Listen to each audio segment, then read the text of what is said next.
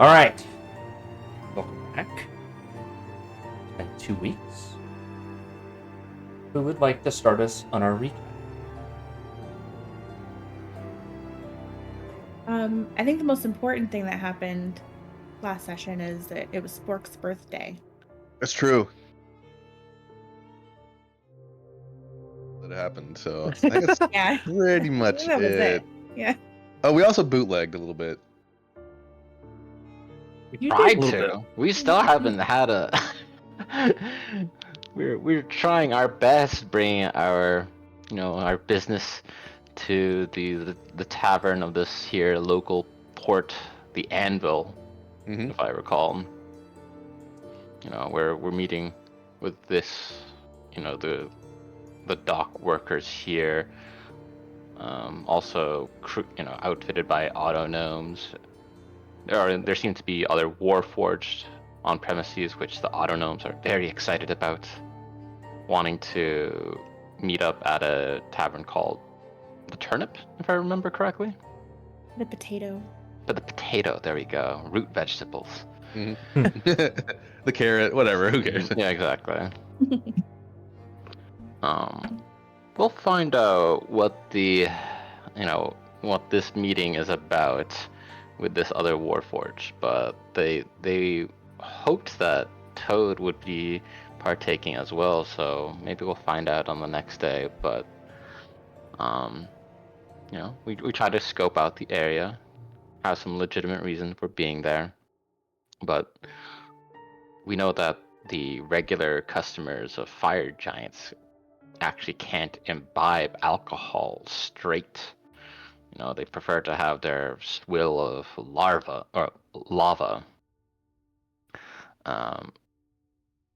So there's a few complications setting up a deal in that regard. But still, we could enjoy, whatever it was the auto gnomes were enjoying. Made sure that they weren't, being abused for their labor, even though they had their complaints.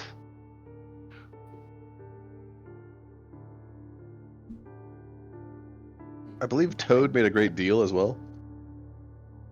They did. I don't remember what did we sell. Some fire opals. That's that we right. got forever ago from the tower. Huh? And we were able to cover some upgrades. We're adding a little boarding ship. Mm-hmm. It was the plan anyway. Yeah. Well, we already spent the money, or at least put a down payment down, I'm sure. Mm-hmm. So better get our upgrades, all I'm saying. Mm-hmm. Oh yeah, and a ship exploded, I guess. Yeah, that was a little aside. Yeah. Poor Gith. Yeah, well. Yeah, they'll be fine. It was like really early in the morning too, it was like 3 a.m. or something. Yeah. Oh, Toad and Valerian are poisoned. Oh yeah. Too much ethanol. Because you absolutely drank straight gas. Worse, he put it in front of me. Were you gonna do not drink it? Yeah. I was gonna. You think Toad drinks shark blood? Of course they're gonna try ethanol. How foolish of me to put things around the character with the least amount of people. I would never do that on purpose. Mm-hmm. Okay. Last we left off, the crew of the Dragonhawk, the majority of the crew was sound asleep in their beds or in their bunks as the hum of the Sulat foundry continued on through the night. When in the dead of night, a massive fiery explosion sends a shock wave throughout your ship. And as you all arose to rush outside, you see a massive plume of reddish, purplish flame drifting up from the great bombard of the gift ship that was in the dock. The dock workers immediately spring into high alert. The guards on station immediately move to lock down all of the ships. And the autonomes run around in a flurry activity.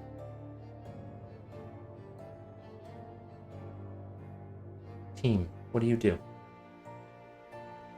You mentioned purple fires. Yes, I did. Does it seem like just like the natural coloring of like whatever combustible material, or is this like arcane in nature? Does it behave similarly to the typical flames, or does it manifest in like the strange magical after effects? I would like an Arcana check. Gotcha. 16. So, there is an explosion of reddish, brownish, and yellowish fire that seems to be a more mundane explosion of gunpowder or other such non-arcane fire. But distinctly layered inside of that fire is this purplish flame that seems to hold traces of arcane power that seem to not coincide with your understandings of how these magical cannons work. Being that your ship also has a magical cannon on it, albeit a much smaller one, this kind of purplish fire does not strike you as something that would be natural, as if it was just a standard explosion of a cannon.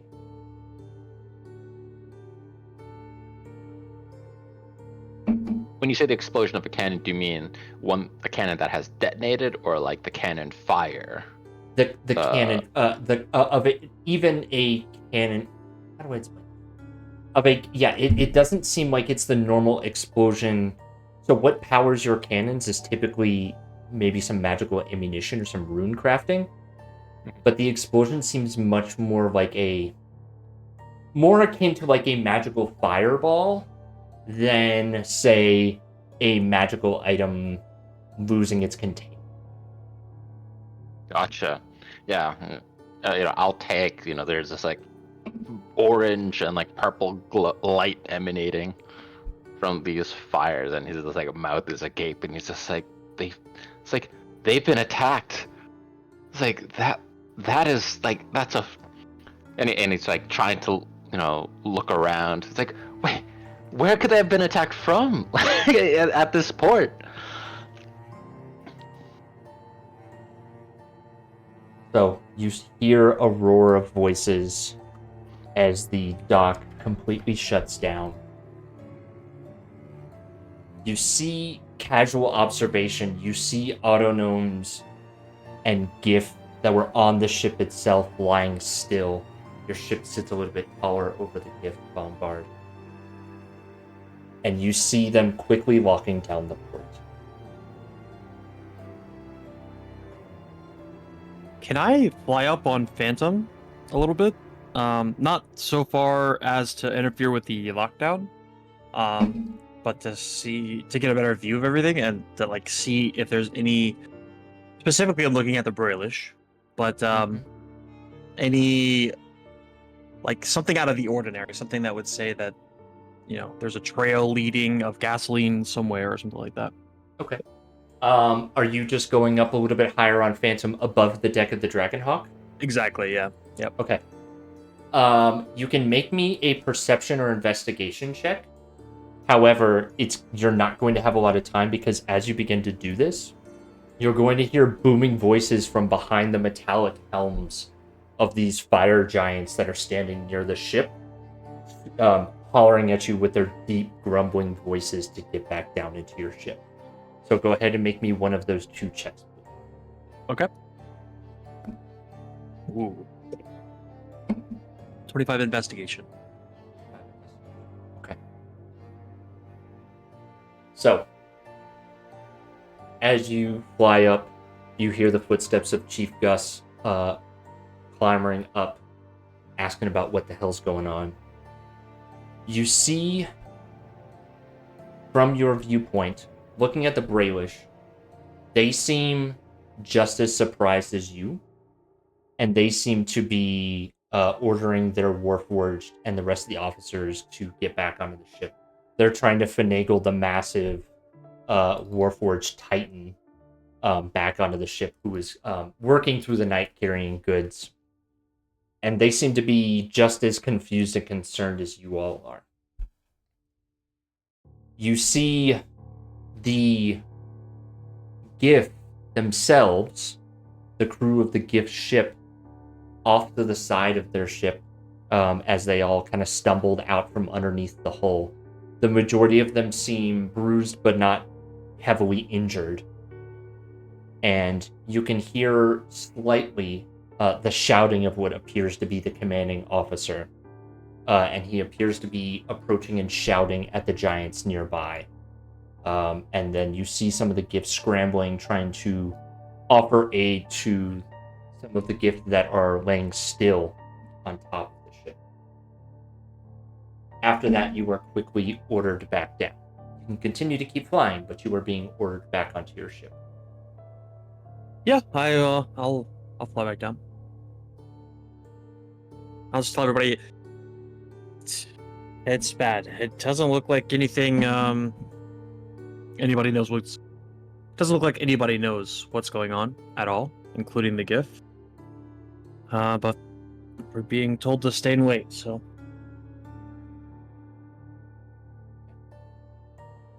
You see some of the dock officials that you've seen in the past, Commander Hulk and Duke Zalto, arise from the back of the foundry, coming back out from wherever their homes are, and they seem to be approaching the scene and trying to determine what happened.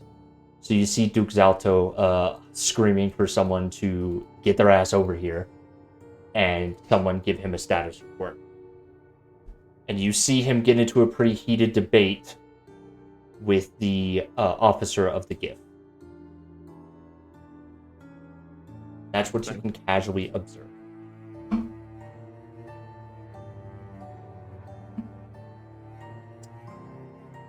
And more dock workers come to the scene. More security guards seem to flood the area, and it seems like the giants are making their way onto the boat, the GIF boat, in order to determine what's going on. So more more giant workers have arrived to the scene to determine what's going on. does it look like the flames are dying down at all? They are. Okay.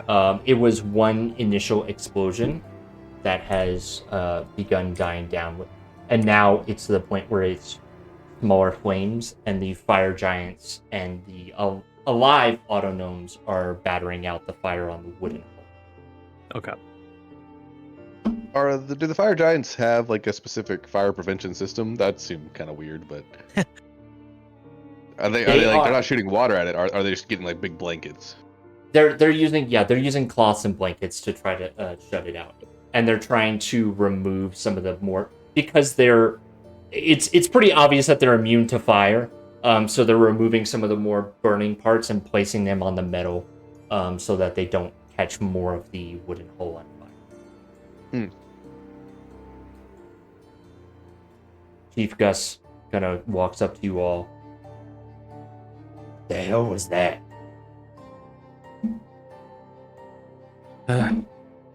Looked intentional. Just thinking maybe their fight with the cephalopods.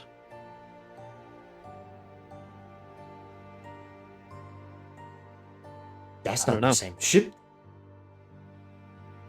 I mean, if one can blow up your mind, why can't the other make an explosion? Kind of my thought. There's a quick glance, a darting glance from Chief Gus over to Altair. Hey, Finger guns. does it look like they were attacked from the outside or the inside? Like, was it an explosion from inside the ship? Can we tell from here? Yeah, anyone... Yeah, you can try to observe the damage as parts of the rubble and wreckage is slowly starting to be moved away. From your distance, you can make me a perception check. Do we have a telescope on the deck? You do. We do. We do. It gives you... Did I say it's either +1 or +2 to perception? I'm gonna call it +2 right now. Okay, I would like to use the telescope. I'm trying to see like if there's evidence of whether or not the explosion came from inside the ship, like there's parts, bursting out from the ship, or if it was like something bombarded it from the outside. Okay. Right? Yeah. Makes sense. Go ahead and roll. Okie dokie. Perception +2. Mm-hmm. Okay. You added the +2? I did, yes. Okay. All right. And that was private to you only, right? Yes. Okay, cool. So, what you can see through the telescope is it appears that the source of the explosion came from inside of the cannon. And it was an outward explosion that seemed to damage the hole underneath it. The cannon itself has sunken down into the hole down below it. And the explosion extended basically from the point of the flame that's on the map right now inside of the cannon as if it was exploded from the inside. Gotcha. So perhaps bad ammunition, perhaps additional explosives, but the source is definitely from inside the barrel of the bomb part. Ooh. Hey, Captain, looks like their cannon got sabotaged. Or it could have just been an accident. But can I suggest we maybe check our own weapons, make sure no one's been on the ship in the meantime? That is actually a very good point. Yes, we should do that. I'm gonna lead a group of crew members to check our weapons and maybe like inside our hole, make sure there's like nothing obvious that they've been tampered with. Okay, all right. This would be an investigation check. Is anyone else assisting in this check? Yeah, I'll Is anyone else assist. contributing to this? I'll basically be, first mate gets one team and I'll get the other team. Okay. Listen, Rick, you go to the deck. You stay up on the deck, and I'll go below, and Okay, gotcha. we'll just meet in the middle. Check inside our cannons. I mean, just make sure. Okay, I'll check the guns too. The new guns that we got. They were from the gift, so. That's a good Okay. point. All right, both Who of you do we make have on me duty? Go ahead. Oh, sorry. I'll ask this after we resolve Okay. this check. Yeah, I'd like both of you to roll me investigation checks, please. Okay. That was not private, if that's okay. That's okay. Okay.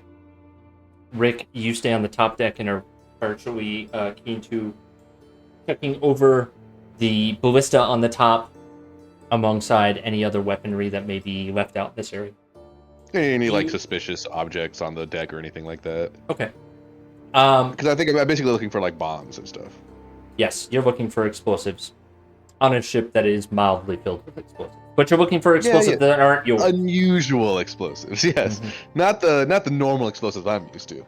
Mm-hmm. So on the top deck, it appears that it is in the way. There is nothing outside the usual that you identify on the top deck.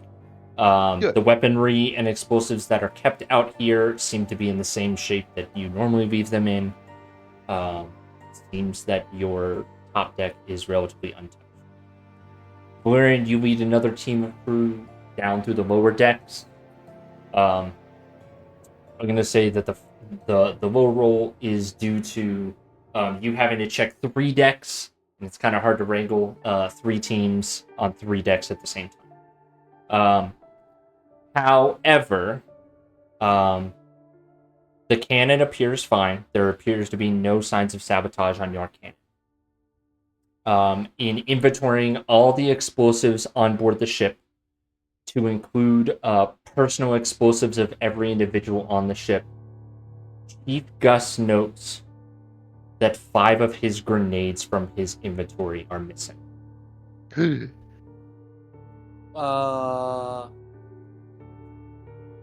understand his grenades to be magical in nature and function as fragmentary grenades that he has used in combat in the. Do we recall if his grenades make a purple explosion when they blow up? I'm not going to make you roll. They do have some purplish hue to them. Uh-oh. Gus, what do you mean you are missing them? Captain, it's exactly what it says. I have a few that I always keep on me, but my supplies in my room. Okay. And I'm missing 5. From Somebody your has room? gone through. Yes, Captain. I swear I will stand up in front of any truth spell. This is not me. Oh, of course. I mean, I wouldn't suspect you in the slightest. Can I do an insight check? You may do an insight check. My -2. It's private automatically, I think, right? So hopefully, there it is. You've always known Chief Gus to be a stand-up security chief. You don't doubt him now. Yeah. I mean, I wouldn't doubt you for a second, Gus. We do need to take an inventory, or is there any log of people who are not on the crew that have been on and off the ship? Anybody who you've sent today? Just get a list of everyone you sent today on leave as well. We made everyone go out in pairs, or I think in teams at least. So we'll have to narrow it down. Also, I'll look to everybody else. I think probably is a smart idea to not say a word about this to anybody. Mm-hmm. Matter of fact, the not? grenades you have on you, you probably should put them in the bag that Toad's carrying, because we don't want a trace of them at all. It could just be a coincidence. Could be. It could be. Probably not. Gus, who else has access to your inventory? I'll admit, it might have been a security lapse on my part. I have not been locking my door as much as I should be. So unfortunately, anybody. Damn. However, we can check the ship log and inventory of the auto gnomes that came onto the ship today, as that's my understanding of the only individuals not on this crew that have been on here. The auto gnomes. Those dastardly auto gnomes. Damn it. Strike again. Nah, Hey, we could don't also know doesn't have of to be the them, though. gnomes. Yeah, we don't know that. And Gus, they would know. These grenades would just be out in the open. No, I keep them underneath my bunk. Jeez, man. They're perfectly safe, okay? Oh, okay, yeah. I've never had a misfire. Okay. Well, okay. We all learned a lesson here today, at the very least. We're not gonna lecture you about it. This is bad though. If those grenades had something to do with the explosion, they could blame this on us. And they are approaching. Oh no.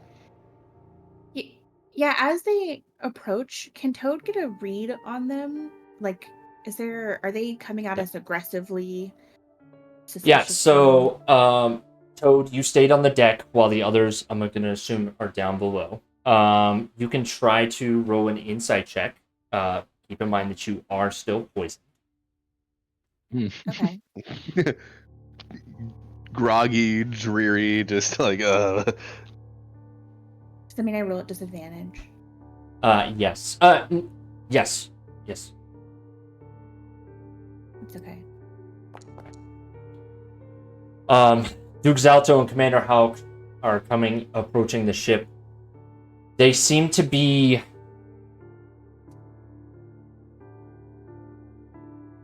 angry. You also spot another group of giants approaching the Brayless ship. They seem to be angry, and they're walking forward with a sense of purpose. However, you're not sure if they are mad at you for being out here in the middle of the night. Mine's still kind of fuzzy. Or if they're just angry. And with that, all of you, including the ones inside of the hole, hear Duke Zalto's voice. Captain Valerian! That's you. Oh, fuck. Yeah, step out. You. Hello. Not sure if I say good morning or good night. As you can like a see, good morning or night right now. As you can see, we got ourselves an incident. Unfortunately, the gift ship that's under contract for repairs has been sabotaged. Are So we safe?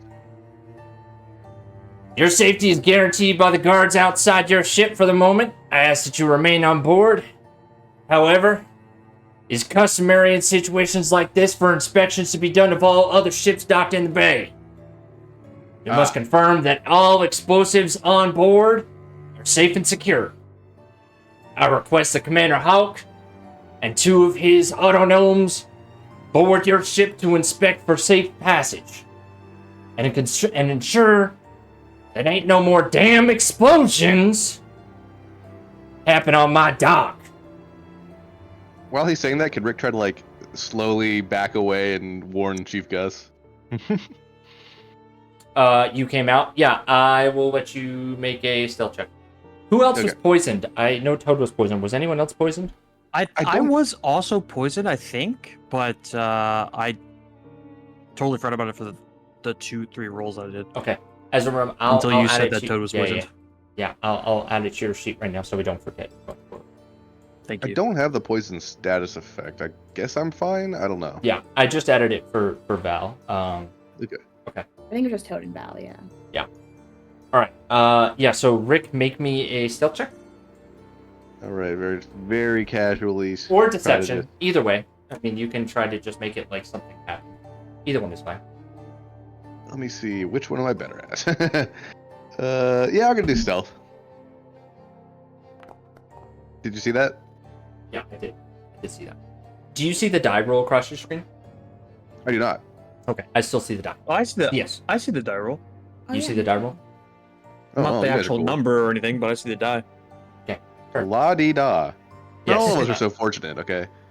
Rick, you feel confident nobody noticed you, and you were able to slip away easily to go talk to Chief Gus, who is downstairs in his room still, frantically Yeah. trying to look for these grenades.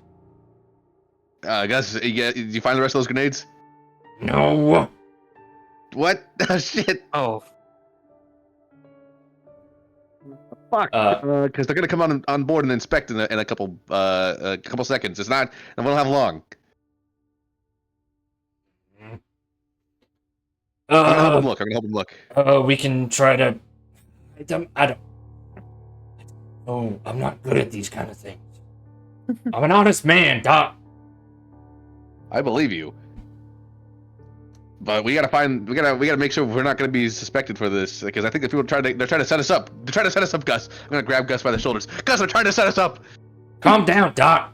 Oh, sorry. Make it Just loose. I don't want to get arrested. I can't go to the big house. Okay. I'll Pan lose my the medical camera. license. Hand the camera back over to Duke Salto, looking at you. Do you consent to the search and seizure of your ship to ensure the safety of all dock and crew present?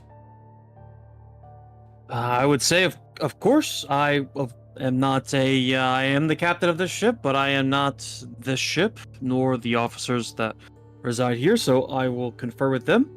However, I will say and maybe reiterate once again that fire giants and our ship do not match. If one was to come on our ship, we would welcome them, obviously with Oak Blossom's blessing, and only then would they be allowed to peruse the very top of the deck and nowhere near Oak Blossom. The I can autonomes have free understand that. range, and However, They my have- autonomes will need to go down below deck. Do you consent to this search and seizure? A yes or no will suffice, please. I'd like to get this done and go back to bed. let me speak to my officers, and I think we'll be fine with that. Alright.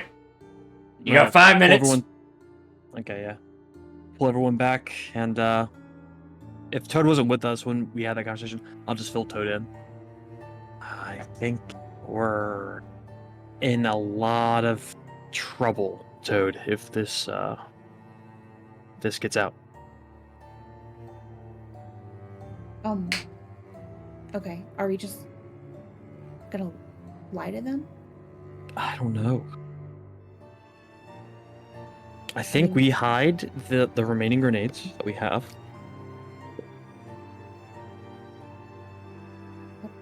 Okay. Well, I don't know. Yeah, Yes. if they ask you to pull out your bag and empty it out, then you know. Ugh. If you think it's for the best, I'm not a great liar, but I'll do my best. Okay, we'll You just hear- let them inspect the ship. We'll put their grenades. We'll go. I'll go get Gus. I'll get the grenades from Gus, and we'll let them inspect. Fair. As you are having this discussion, you hear another fire giant from over by the gift bombard call out to Duke Salto, and he sends Commander Hulk over there to discuss something with the other giant. He appears to be holding something in his hands and is waiting for the commander to approach. Something big, small. Can we see the object? Are you back out on the deck? I'm about to go below deck, so probably not. You see Commander Hulk walking over to a giant holding something small in its hands. Okay. Where's it coming over from? From the gift bombard, Commander Hulk is walking towards one of the giants who were working on the ship, carrying something.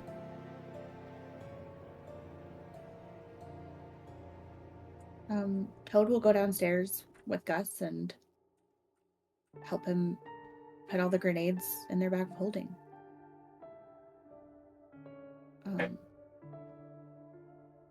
And then we'll wild shape into a cat, so no one Okay. can see the bag. Okay. Oh. All right. Understood. Duke Zalto still stands outside with his guards, and eventually you see the autonomes that you've previously spoken to arrive with the Duke.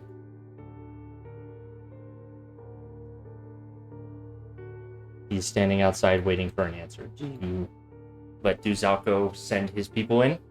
You consent to the search and seizure of your property? I think so. You can come on board, Duke, but again, you know the rules, and your autonomes can have free range. Nimble, dynamo, wrench. Follow the procedure. Handle your checklists. Any explosives on board are to be compiled on the top of the deck for external observation. If anything is deemed an issue, we will confiscate it until we can further to get to the bottom of this. Yes, sir! Yes, sir! Yes, sir! And the 3 autonomes board your ship up, or walk up the gangway. They begin to search the ship. I'll kind of hover with them and show them around. Like, opening any doors they needed and all that good stuff. Okay. All right. Cat Toad. Where are you? I don't think Toad's trying to hide. Okay. So I imagine Toad is with the rest of the officers. So if Valerian's showing them around, I think Toad will stick close to the blast zone. Okay. So you and Val are with the autonomes. What are the rest of you doing?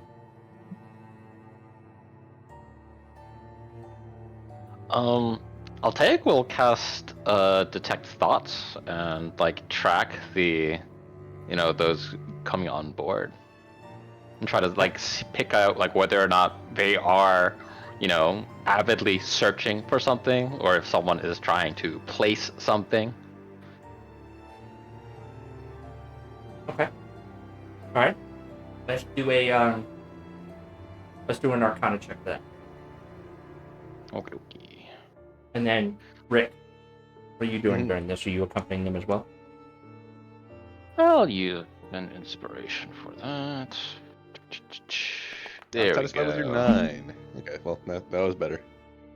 I don't know. I guess I'm just gonna, I'm gonna be accompanying them through their search. All right.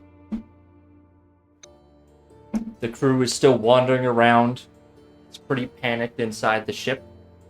Everyone's really nervous. Even though, the crew isn't generally aware of the issue at play, they're still not a huge fan of being boarded for an investigation of sabotage. The autonomes begin to document and move all of the explosives, specifically for the cannon. They start with the cannonballs up onto the top deck. And I'll take, as you are reading into their surface thoughts, there's a lot of humming, a lot of songs stuck in head, a lot of piano music, and there is some concern about the status of their autonome brethren who were caught in the blast. And they do feel sad, and they hope that they can be repaired because they quite liked their friend. But you are not picking up any sort of nefariousness or ill intent. They seem to be just going about the task given to them. Gotcha. Yeah. I'll take as a bit relieved that that they're not performing some form of espionage, or at least that their minds aren't directed that way. But yeah, like, is it a common tune? Like, are they, when they're humming or thinking of a song, is it like a common song between them? It's a tune that you have some slight memory of being played at the potato. Okay, I'll have to follow up. And you just keep your focus on them while they're in there? Yeah. For the duration, he wants to be thorough while they're aboard, and then he'll count and summarize.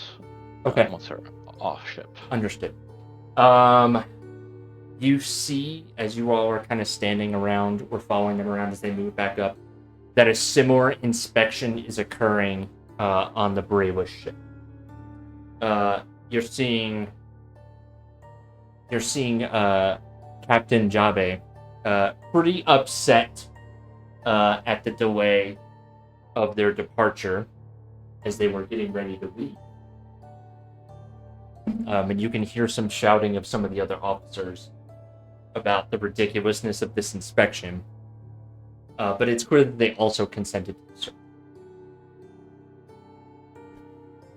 Toad, how long does your wild shape currently last? 4 hours. Okay. Well enough to cover how long it takes them to search and move all of the explosives to the top deck. as you are standing around, you're able to get a better picture of what the commander was looking at from the other fire. In his hands, with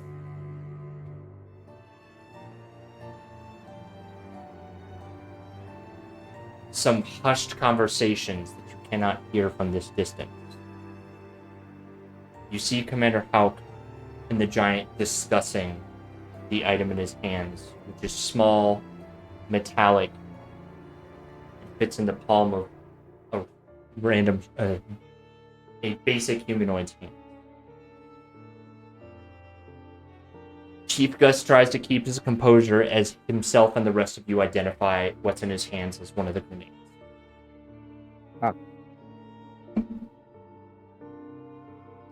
And as you note this,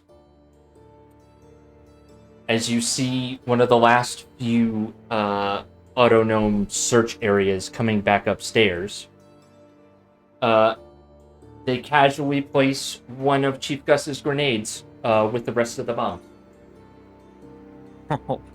Where did they find it? They came Yeah, from down doesn't below Toad deck. have all the grenades? You do. So He had like, some in his storage.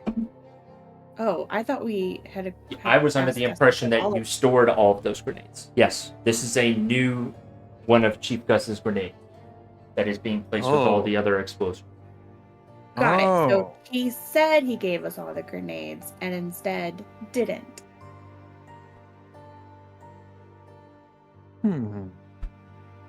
So, with that last explosive place, one of the last explosives placed down, Dynamo turns back over and shouts over to the side of the deck.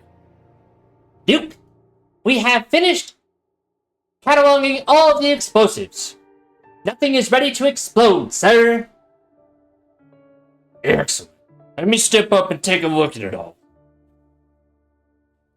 Duke Zalto just steps on the gangway, which kind of sags underneath his weight, but he doesn't step onto the ship. Commander Hauk begins to approach over to the Duke, as Duke is looking up into all the explosives of your ship. Did everyone see Gus hand over a grenade? Gus didn't take the grenade. Gus didn't touch the grenade that is in the pile.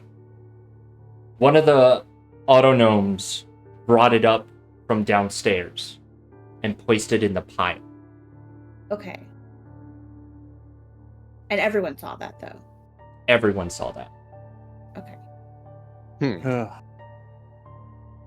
Take a look at Gus. Try to non-verbally feel like look at him like what the hell? Like He looks at you with utter bewilderment on his face. He is just as shocked and surprised as the rest. Is he willing to detect thoughts? I would say, how long does the tech thoughts last? An hour? Or is it 10 minutes?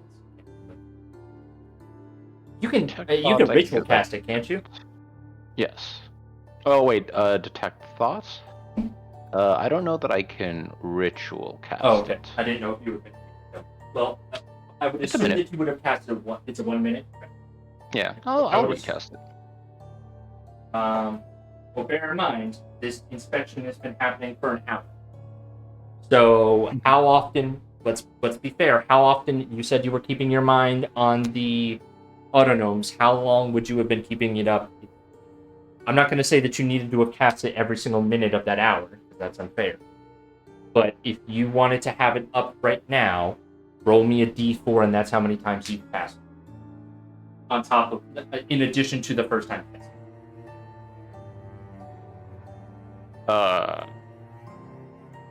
You could say no. Never mind. I guess that's- never mind. That's totally fair. That's totally fair. Yeah. I was planning on like they come onto ship, check whether or not these guys are doing this, and then I guess I wouldn't have continued to scan them. That's fair. That's completely reasonable. So okay. All right. So as you are all trying to process this situation, Commander Haupt comes over with the grenade in his hands. And he's tall enough to really see into... He's a little bit taller than Duke Zalto. He can see over into the pile of explosives. And he spots the grenade that looks very similar to the one in his hand, sitting on the top deck of your ship. Don't get too close. I'm pretty sure fire doesn't play well with explosives, and don't do it especially near our ship, please. Anything Duke! there that interests you? Yes, Commander. That right there is the same explosive I hold in my hands that is coming from this sabotage attempt. Oh, my grenade. Go walk down there and pick it up. Dynamo, grab that grenade. Yes, Oh. sir. Hand it off. He grabs it and brings Yeah, it these over to are Duke. standard issue on Eberron, where both I and our ship and the Brailish come from. Handy weapons. Very, very unfortunate it was used in a sabotage. Was it intentional? Did anybody get caught? Go ahead. So you would know that these grenades are not common. So what you're telling them is a lie. It's also not mine, so yeah. It's also not yours. So I would like a deception check. And you are still poisoned. I am poisoned. It is control for disadvantage, right? Mhm. The commander's face sours more as he looks at your response. Duke, I think we need to bring this to the king.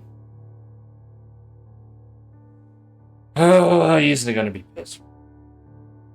Alright.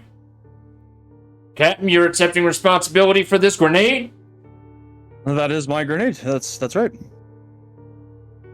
You hear heavy footsteps as Chief Gus steps forward.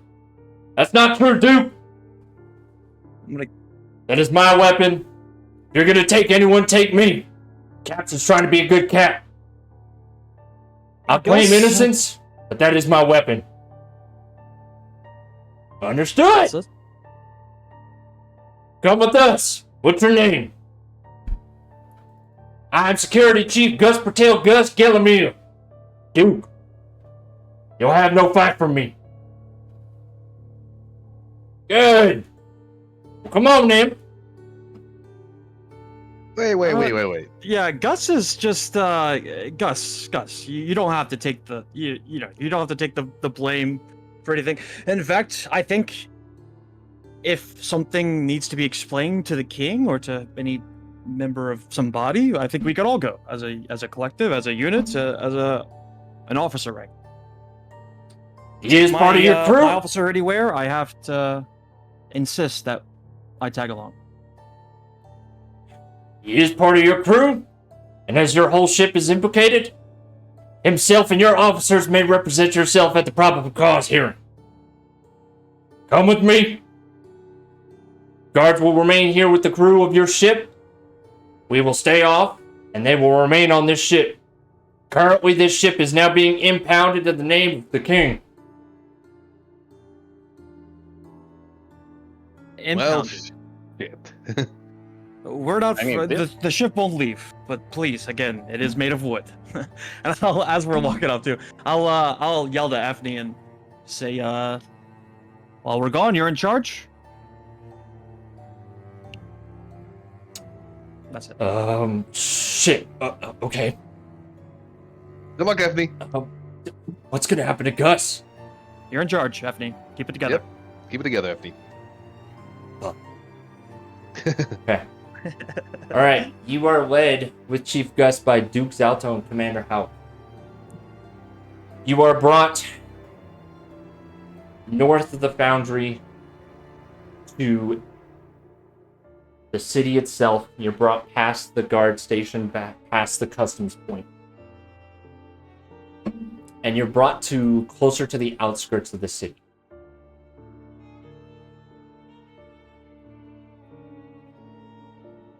You are brought to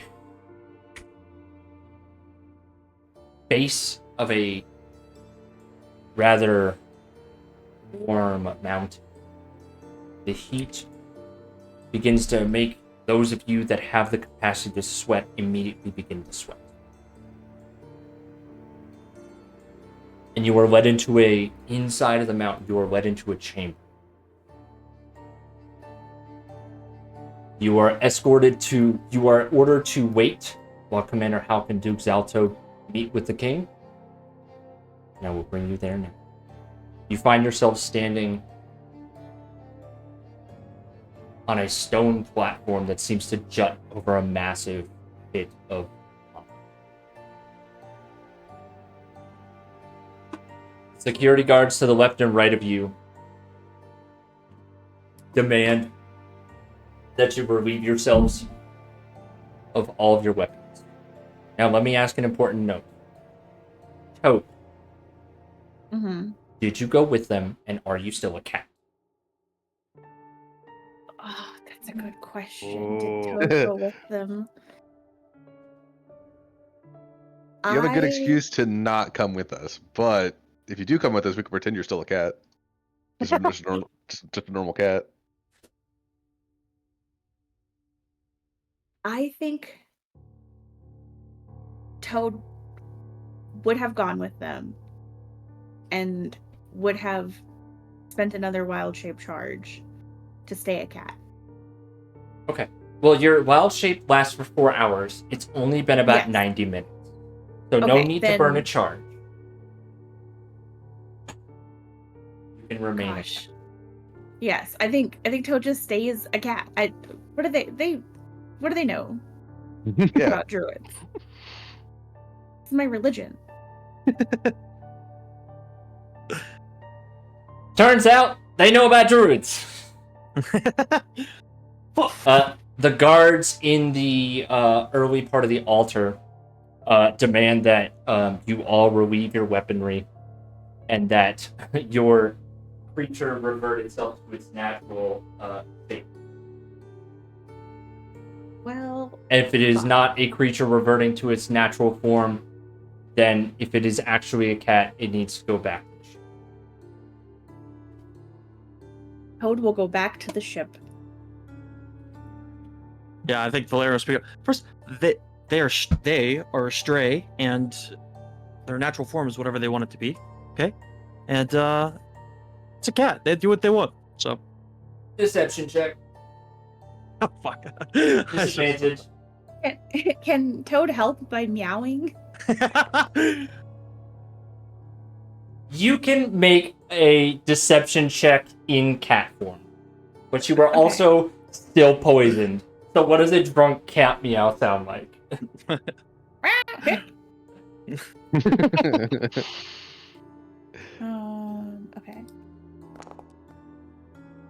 Okay. The guards look at you both. King Zondor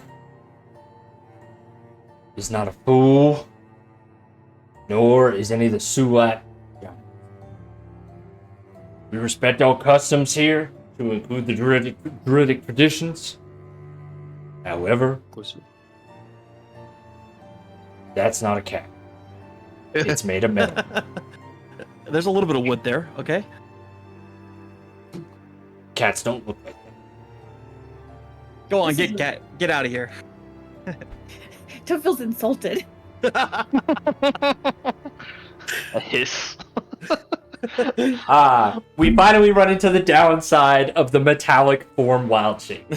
Yeah, true. I didn't even think about the cat literally being made of metal and wood. It's crazy that they have cats on this lava planet. Ugh. Okay. So, Toad, you return back to the ship. You are under escort. So, if you are not returning to the ship, you would have to attempt to break escort of a fire giant. No, Toad will be the most well-behaved cat. Which of these people really had cats, you know? They would know. It's really good. And make their way back to the ship. Very calmly, not fighting. Making their way? Okay. Strutting real cute, trying to sell the illusion. Yeah. Yeah. Every so often, there's a little stretch. Yeah. Meow. Okay. With that, you are required to relinquish all of your weapons. I didn't bring my weapons or my armor, so. I didn't think so, but those of you that are wearing armor, you need to relinquish yourselves of all of your gear. Oh man. I'll Go take it back. ahead I do have and- the dagger on me, so I will give them. Yeah, sure. As he divests, I'll take a kind of like a whisper to Captain. Like, Captain, do you want me to speak for you? Like, this seems right now that they're pressing as much as they can at our one of our most vulnerable moments. Rick's gonna butt in. Yeah, and you fucked up really bad so far. Well, to be fair, my head hurts. I feel gross. Oh, When we wow, went down the sorry. gangplank, I could have thrown up. I'm all over the explosive. It would have been probably even worse for us. Well, next But, time someone tries to frame us for a crime, I'll make sure to ask them to do it before you get drunk. Like at least 8 a.m. and hard stop at 2 a.m. We're being framed, so we have nothing to hide, right, Gus? Yes. Like So I've told let's you. just. So then we do our best, cooperate as best as we can as representatives of, of our great nation. That's right. These weapons are weapons that we've procured ourselves. We've had them forever, and in fact, we are. These may not be so common, but there are other ways of procuring them.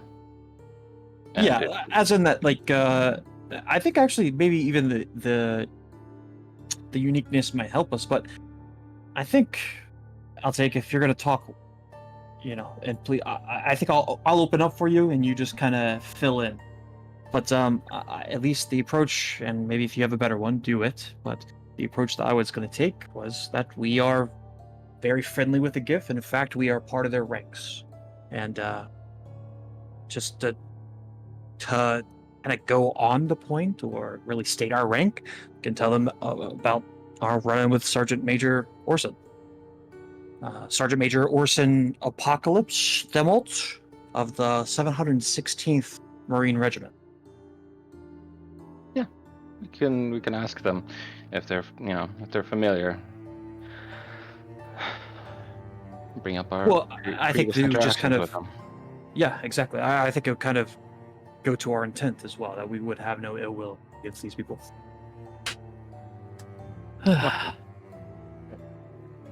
Hold out weapons. Now you're a walking armory no matter what. That's right. This we know. Everybody else. Mhm. Yeah. So your focus rods are identified. They're not dumb. They can understand I'll hand it over. what magical items and what they are. So, There's nothing that I'll take as holding back.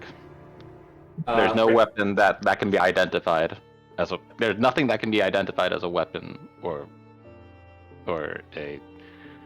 explosive on Altaic. Got it. Rick. Yep, they can have it all. Gus will quickly do the same. He doesn't carry as much on him. Simply his pistol, and he has his dagger in his hand. So he will relieve himself of all of those things as well as his. So you approach appearingly unarmed.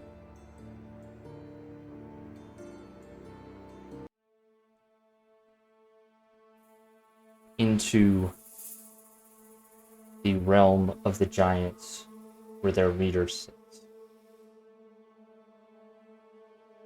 As you approach, you can see a crowd is already assembled. You can see the leader of the GIF along with one of his aides. And you also see in the stands, standing in the back, not seemingly participating, is the Bravish officer, Bravish captain and first mate, Iojabe and Galasari at Ardith. Alongside them accompanies their aide, a woman. You are led into the room where you stand, and you are directed to stand here in the side. The fire giant you saw last night, Uldar, appears to have injuries all over his body and is talking with Duke Zalto and Commander Hauck. Do they look recent? They do look. I wonder if he As you was a walk part in, of the past. King Zundar sits in his throne. The fiery presence of his armor contradicts his non-flaming head and darkened skin that you see on some of the other fire giants. He takes upon himself a more humanoid and less giant appearance on his face. As you are led in and stand across the way from the gift commander, looking at the gift commander, you see nothing but hatred and rage in his eyes.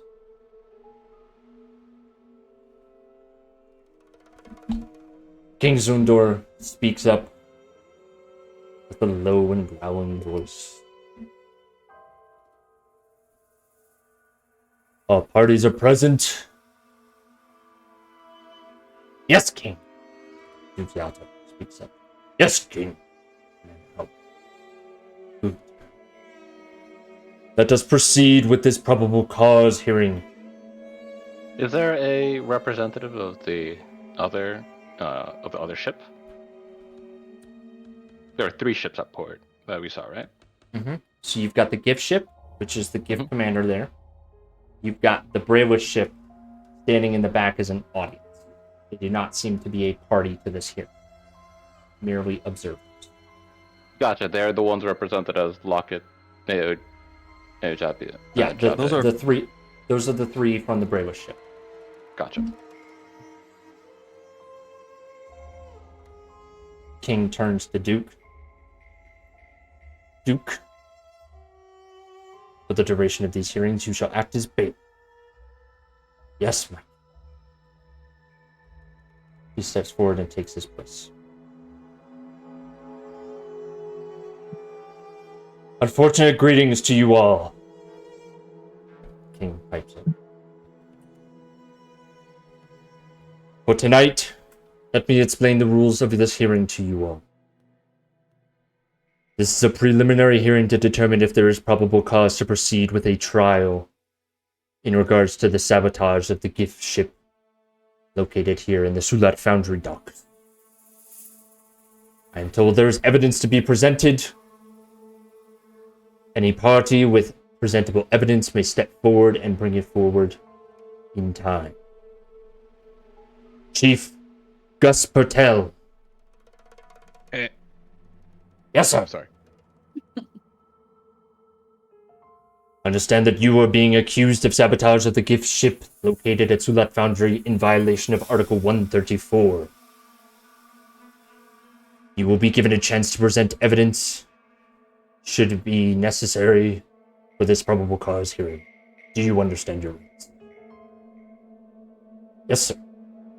By whom do you wish to be represented? You have the option of counsel in this situation. Chief Gus turns back to the 3 of you. You do what? We'll look to Gus and be like, I can help you. If you don't wish me to speak for you, that's ultimately up to you. Chief Gus, I'm not much of a lawyer, Gus.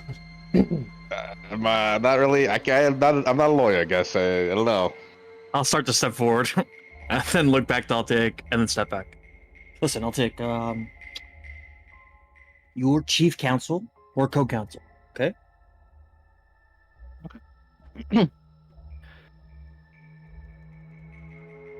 Okay. Your Majesty, I'll be serving as Chief Gus's advocate for tonight's proceedings.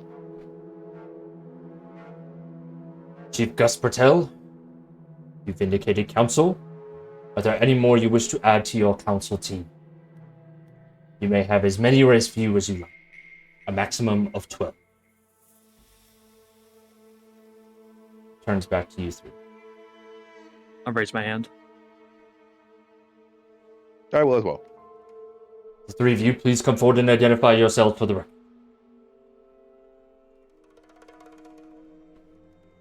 Step forward. My name is Valerian Lannon from Eberron. What is your From the nation of relationship to Mondale. Chief Gus Bertel?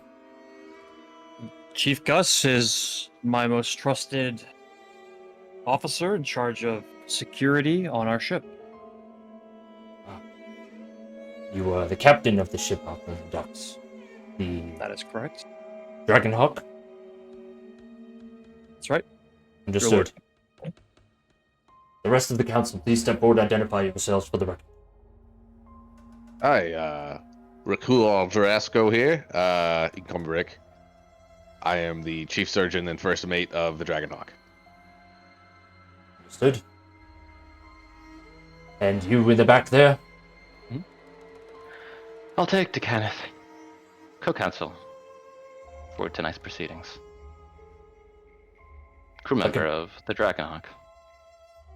Let the record show that the accused has inputted 3 counsel in the defense in this probable cause hearing. Captain, I must make you aware that while Chief Gus Bertel is directly being accused, understand that your ship is being impounded for the duration of this hearing and any further hearings due to the involvement of potentially any individual of this ship. Do you understand this? Of course. Excuse me. He turns to you.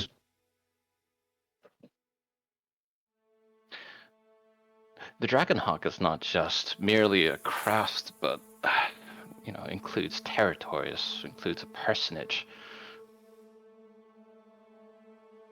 Are we to understand that you're going to be imprisoning the core dryad, Oak Blossom, for the duration? Am I understanding correctly that your ship has a sentient creature Yes. outside of the crew itself? Yes. Very well. What are the requirements for survival and safekeeping of this sentient creature aboard your ship? Is there specific care instructions that we need to be aware of? Impounding, as I understand it, is grounding the ship, and I think at the dock that it's at, it is perfectly grounded. Keep as many or as few guards as you like. Excuse me, Captain. I don't think that Oak Blossom will fare well within the typical confines of the Anvil. The Dryad needs more hospitable climes. Unless you have an orchard or another place that can sustain the life of living plants or sentient elementals. Mr. Kenneth, let me make sure I understand the logistics correctly. We are impounding the ship at its current location. Are you telling me that the ship cannot currently, the sentient being, I'm understanding, is aboard the ship and cannot leave? That makes sense to me. However, am I to understand that the sentient being held in its current location where it has already been for a day, it cannot stay there? Impounding the craft for however long this investigation might take could see to that it withers and dies. This situation requires more than just holding at the docks. Understood, Mr. DeKenneth. For the purposes of this preliminary hearing, do you anticipate any particular logistical issues that would evade the 4 of you being away from your ship for the next hour? Understand that should this hearing come to complications where the hearing cannot be completed, you there is a high potential that you will be evicted and exiled from this planet. Do you understand this?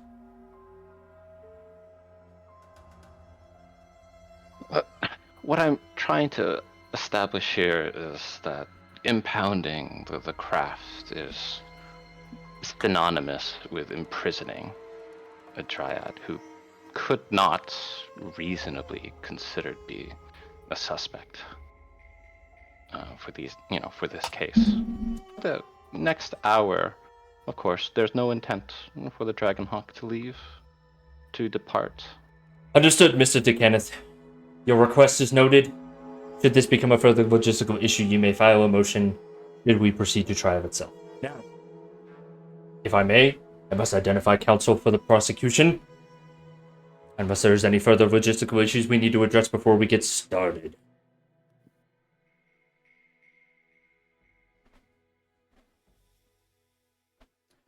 Silence on account of all parties. Let us continue.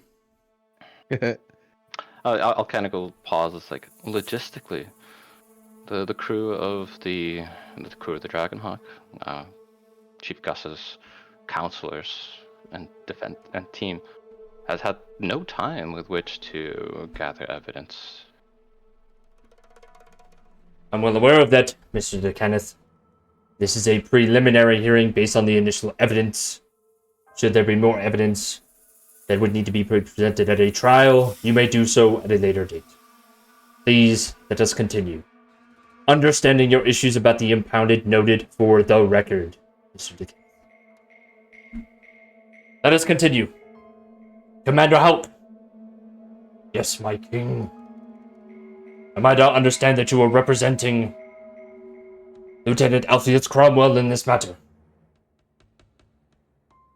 Commander Halp leans down to the GIF, and he tries to speak quietly. And the GIF, yes, you burning buffoon! Yes, king. Understood. This hearing is now called to order. All logistical matters and counsel identified for the record. Prosecution, please present your first piece of evidence. Yes. Approximately 43 minutes ago, an explosion occurred on the docks, and a pseudo short notice investigation in accordance with checklist item 17.2 was accomplished on the docks outside. What was identified? A magical explosion seemingly erupted out of the giant bombard that was currently being worked on under contract with Sulat Foundries and the 343rd Patrol Brigade, greatly damaging the bombard cannon itself, the lives of some of the 343rd Patrol Brigade, and some of the autonomes that were working on the task. You have the preliminary report. It's short. So, provide it to the opposing party, please. Commander Halp steps over, hands you a short sheet. Hands you, Rick, as you were the closest, a small notepad it's a double-sided page with writing regarding the explosion. The basic facts inputted is the purple and reddish fire, the giant bombard being destroyed, some preliminary conclusions as to the source of the explosion resonating from the interior of the cannon, a survey of the hull damage and wreckage, fatalities. 2 of the GIF on the 343rd Patrol Brigade's crew noted as fatalities, died on site, and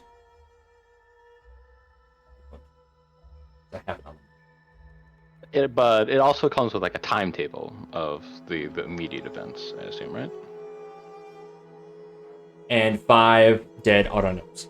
When it comes to the timetable, it writes down the time of the reported explosion, the time of the response team that actually showed up, and identification of witnesses and individuals who were on the scene. Hilder, being the lead foreman on site, having previously arrived to his shift about 2 hours prior. The autonomes that were killed alongside a few others. And a couple other guards that happen to be nearby. They haven't taken witness statements yet. I'll let everybody else take a look at the pad, and then I'll hand it back to Commander Hawk. This giant-sized pad, which I assume is like really, really big. Yes. For you, it's like the size of like a gaming PC. It's the first thing that I looked at in my mind. Mm. It's Interesting. And I like, here you go. You can have it back. It's pretty light, but it's pretty big. Okay. As you were reviewing it over, King Zundar looks at you all. Defense? Any objections to this evidence? About lines up with what we witnessed as well. Okay. You were provided a copy of this document, which outlines the very basics of facts. Gotcha. Permission to approach. Granted. Entering into it, evidence Exhibit 1, initial reports done by Fulder, foreman of the station, alongside his team that was on site at the moment of the explosion. Understood, logged in evidence. Further evidence. Yes, Mike. We intend to call Fulder directly. Defense? Objections to calling over the witness? I'd like to hear what he has to say. I don't know about you all. Yeah, no objections. Objections, sir. Fulder, come forward. Fulder is brought forward. The king turns to Commander Hawk. Commander Hawk, where's our sayer? They will be here momentarily. Another fire giant approaches with seemingly the soot and ash rolling off of his body as he comes back in, as this towering individual stomps past you all. He takes a knee in front of the king. King Zundar, I, Ford Master Judge, Lord's Master Zund, there, present, this hour and day at your request. Thank you, Zund. You may perform the spell. As you command. Lord Master Zund begins to make a series of gestures, takes some of the ash, and outlines a circle around Fulder. And you see a ash circle that is surrounding Fulder begin to glow with reddish, with tinges of bluish flames. The ritual is ready. Thank you, Forge Master. Please remain here. He steps to the side. Fulder stands in this circle of fire as the king speaks to him. Fulder, state your name for the record. Fulder. Fulder. Thank you. Preliminary test. Please tell us the wrong name. My name is Grange. The flame grows a deep blue. Ah. Good, then they'll know we aren't lying. That's good. Verification complete. You may begin with your testimony. Commander Hawk. Thank you. Fulder, please describe the events that you observed this morning. About an hour after 2 hours. The blue sparks up for a moment and then turns back to this soft red. About 2 hours after I assigned myself to my shift, working on the contract that was designated of the upgrades and repairs of the gift ship of the 343rd Patrol Brigade, an explosion occurred. Pray tell, describe the explosion for the record, please. It was a reddish, orangish, brownish, purple explosion. And were you injured by said explosion? Yes, Commander, I was. Please describe your wounds. I received shrapnel on my left arm and on my left leg. As I turned my head to the left to observe the explosion, a piece of shrapnel struck me here, as he indicates to a deep cut in his cheek.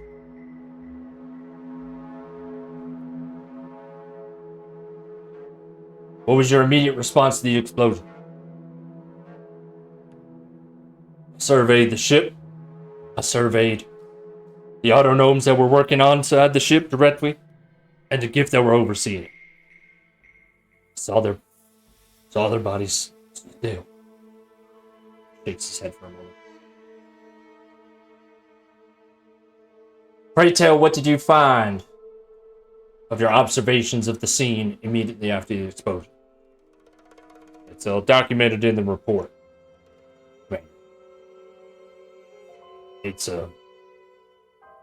pretty bad. Thank you. We won't want any speculation for the record. You know how this works, full deer. Please keep it to facts.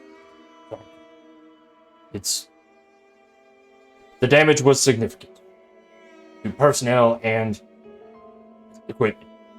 Yeah. Thank you, King. No further questions. King turns to you all. Defense. You'd like to question the witness? Oh, question the witness. Okay. I'm gonna look to. I'll take. I don't have any questions. Do you?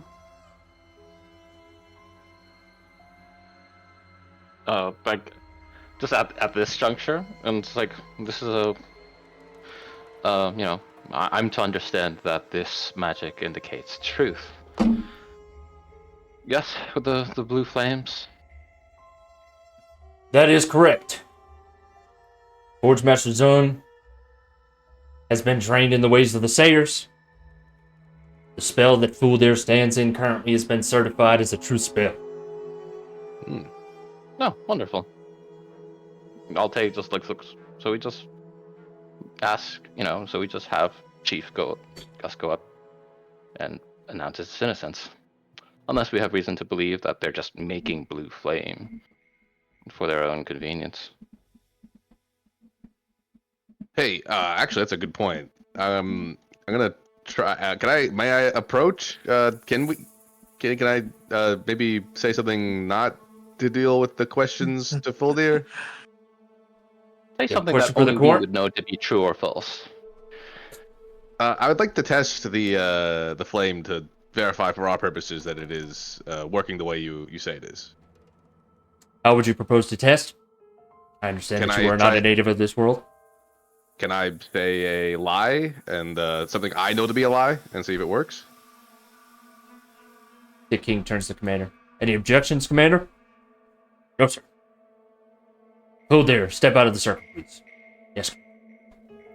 Steps out of the circle. I will approach the circle. Okay. When I step into it, does it feel like a zone of truth? Like a cleric spell? It does feel like a zone of truth. Yes. Okay. Then I'll say, Valerian, I hate you.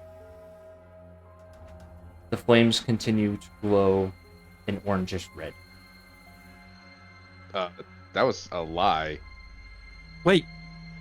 You That was a do lie. hate? That was a lie. That was a lie. Hold on, wait. You guys are sabotaging me here. That's, yeah, I'm just like, well, this is like, as amusing as this is an indication that this does not. There are, hold on. as you all look around, there are sparkles of blue, but it remains primarily red. Okay, hold on a second. It seems to be a mixed response. Weird. That's so weird, no. Valerian. That's so weird. Okay, hold on.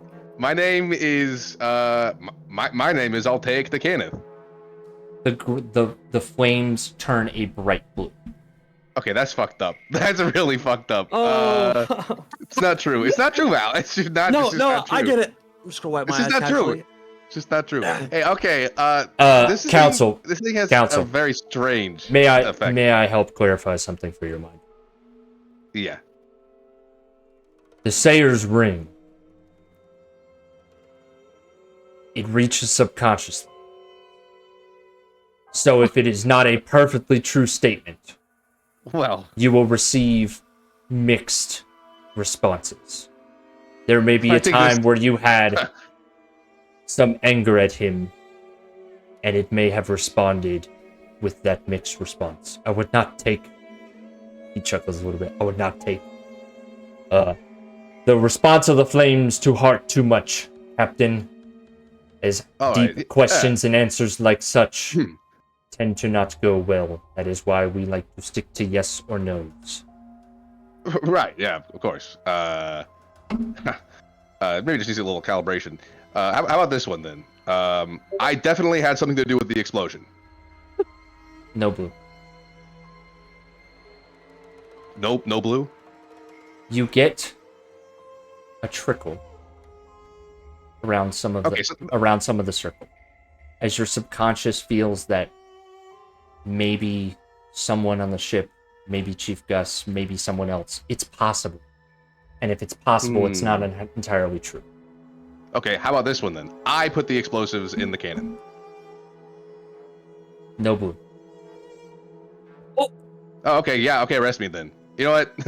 This is No clearly blue, as rigged. in no blue. Is it? Let me rephrase this. Let me just start by saying these as truth, lie, or mixed. Mhm. Truth. I'm sorry. Lie. Because you said you put. I thought you said you did not. I'm sorry. No, I This put is the, hey. Fun fact for the recording. This is why polygraphs aren't used in trial. Yeah. So you said This is that magic polygraph. it is working as intended, but if there's a shadow of doubt in your mind, it will be a mixed response. It is working as you understand a zone of truth to be working. Okay. I will grant you that I maybe would have some doubt as to someone on the crew maybe did it. But I don't think Rick is in doubt at all that he put the explosives in the That is correct. And you said what you said was you would intentionally lie saying that you put it on the ship, right? Yeah, let me clarify what Rick said. Rick said I definitely put the explosives in the cannon. The circle comes back as a lie. Okay. So that at least seems to be working. Can we just skip the whole court part then, and then just have all of the witnesses stand in the circle and try to admit what they did? I'm sorry, if the zone of truth functions as you said, then wouldn't that work? Counsel, I want to caution you that you and your client do have the right to take the stand yourselves and provide sworn testimony in the Sayer Circle. However, any statements made by any of you can and will be used against you in this hearing or any other hearings in this scenario. Not many would stand in the circle willingly. You are not required to stand in the circle unless you are testifying on the record for the trial. You may take the stand as a witness personally, but know that as the defense and as the accused, you are not required to step in the circle. That is your right. Do you understand these rights? I understand completely. Do you need to test the circle more?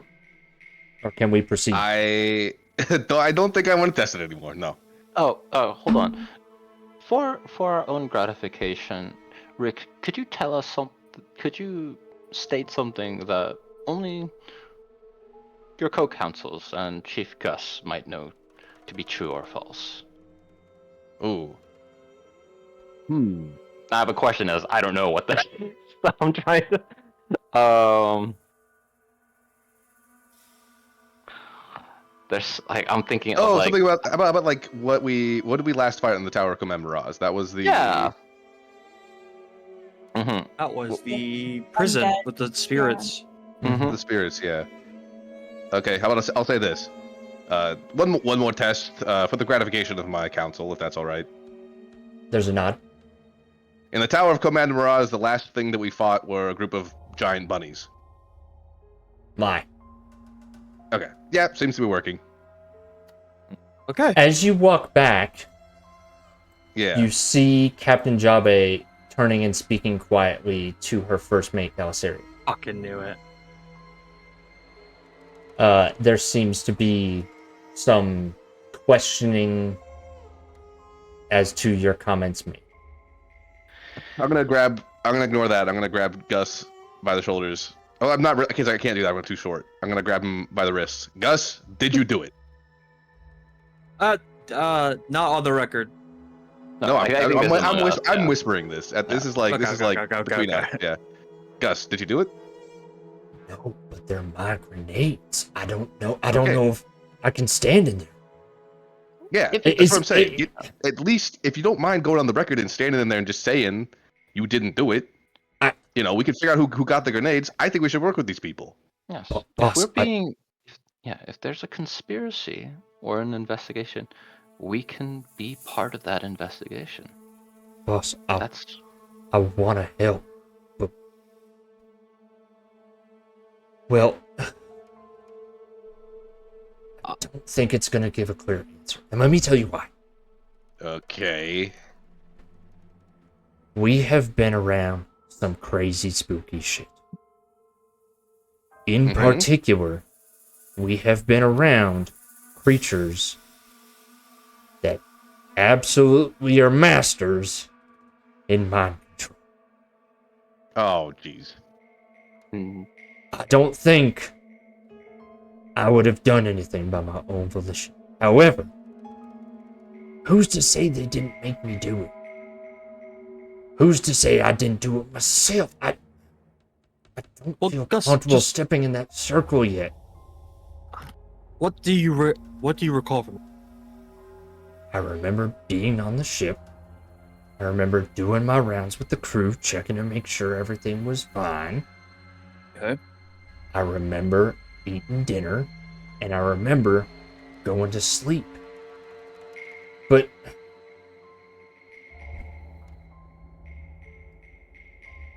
Around about what time did you go to sleep? Did you sleep on your back, on your stomach? Do you remember details, Gus? It's... What did you eat? Wipes his eyes. It's just too... I'm ready. We haven't talked about this at all. We don't even know... Is this like Gus? He's nervous. You can make an insight check. Okay.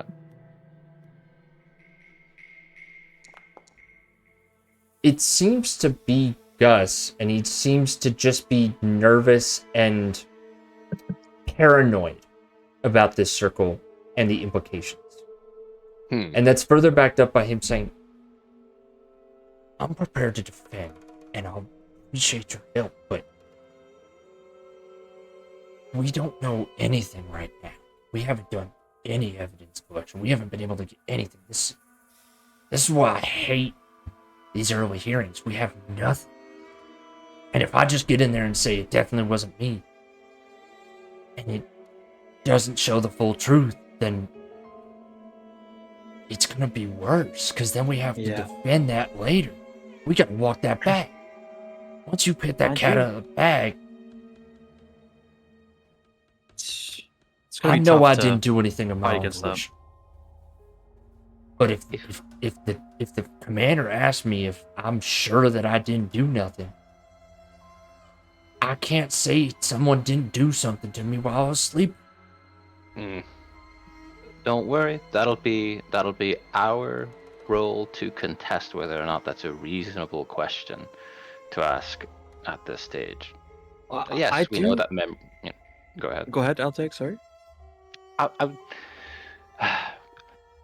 feel. Let's take a deep breath, Chief Gus. This is not just us being in a procedural court of law. We are being ambushed right now, Captain. And we don't know why someone would want to pin this blame on you. We need to find out. We need to smoke this quarry out. Is now the right time to do it? We need time.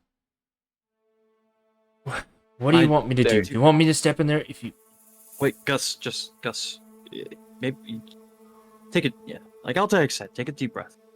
I actually think that Gus is right. I think that we can pool witnesses as we need, and we have the opportunity to call Gus if we want to at a certain point. But I think our defense is pretty solid here. We're obviously very innocent.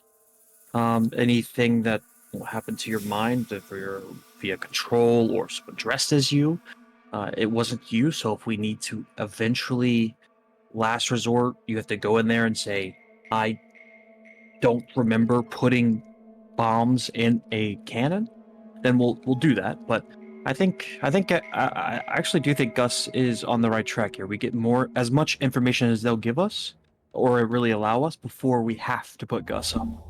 And when we do, we can kind of deal with the cat, like you said, Gus. After that,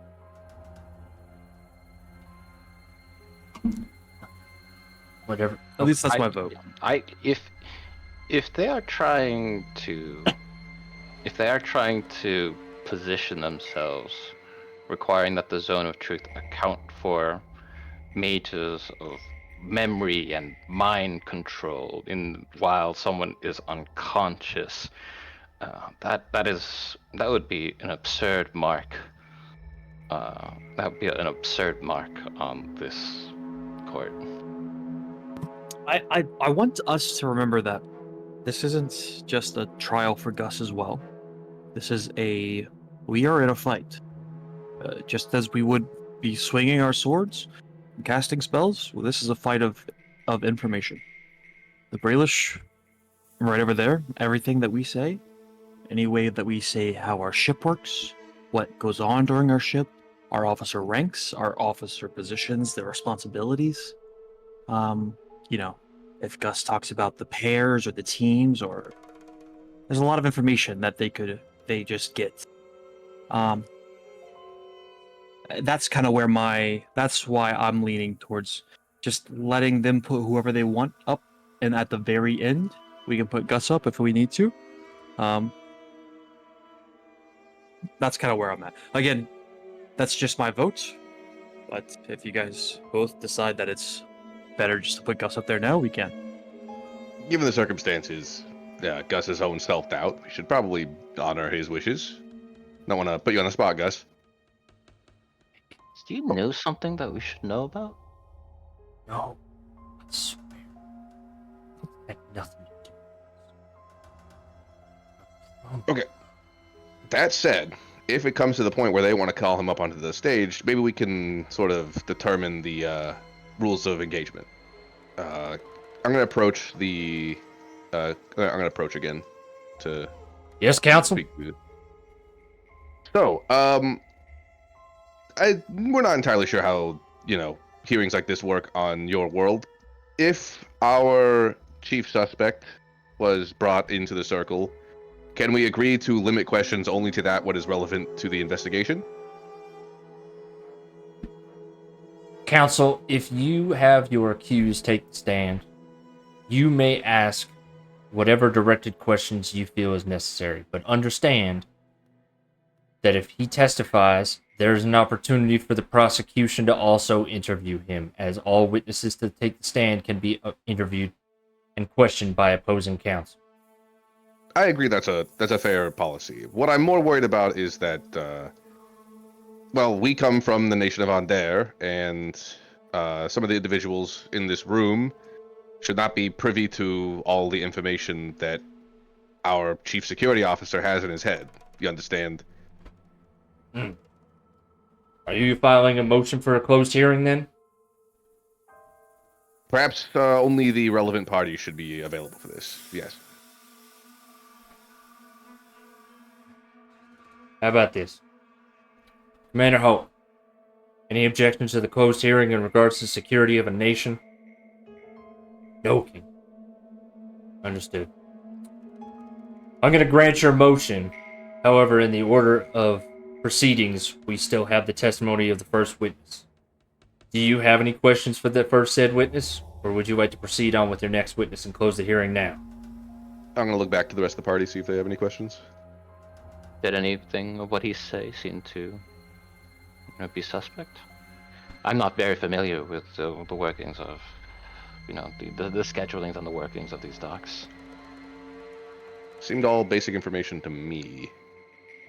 We could ask him about. We saw him last night, right? At the potato. Oh, that's true. He did have a big headache. Full. I don't know if we want. Do we want to? Yeah. Let me. Do we want to Well, just grill him about that? let me just shoot from the hip a little bit. If I Okay. get too far in, or if I even mid sentence stop. What is your question? You can just tell us. What? I think Valerian will kind of. I don't even think there's like anywhere to sit, but he'll look as if he just got up. He'll straighten his shirt out. Okay, listen. I think we just ask him about. We established that we had a rapport built. That at least in some way he saw us mingling with people, at least part of our crew, and we are painting to the king that we are patrons. We are making trade deals. We are helpful. We are not harmful, and we were not here to cause harm. Oh, I okay. think- You know what? That's actually not a bad idea.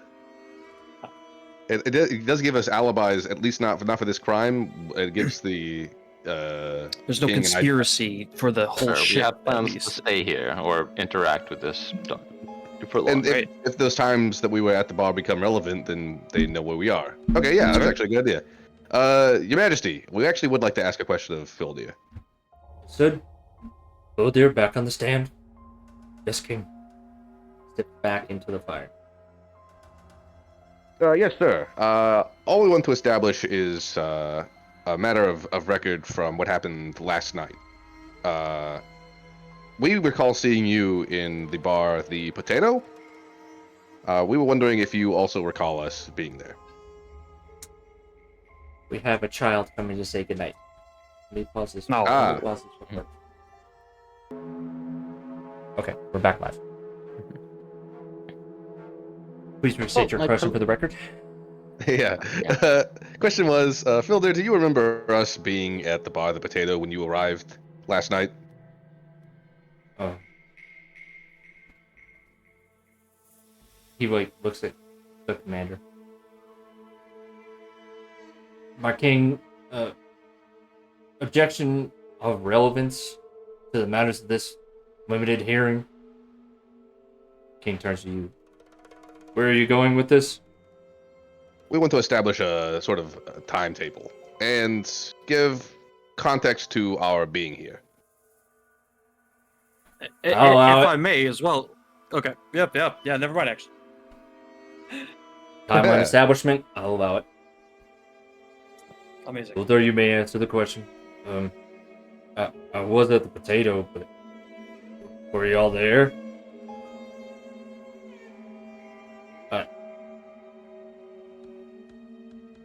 I don't remember you if you were there. That's a damn shame. There's the flame look. Truth. He doesn't remember the only non-fire giants and autonomes at that establishment. As a reminder for comparison, he was in there for maybe 5 minutes. He came in, got a drink, and left. Yeah. We were right Well, at the we were at the bar. bar too. Yeah. We weren't quiet. We were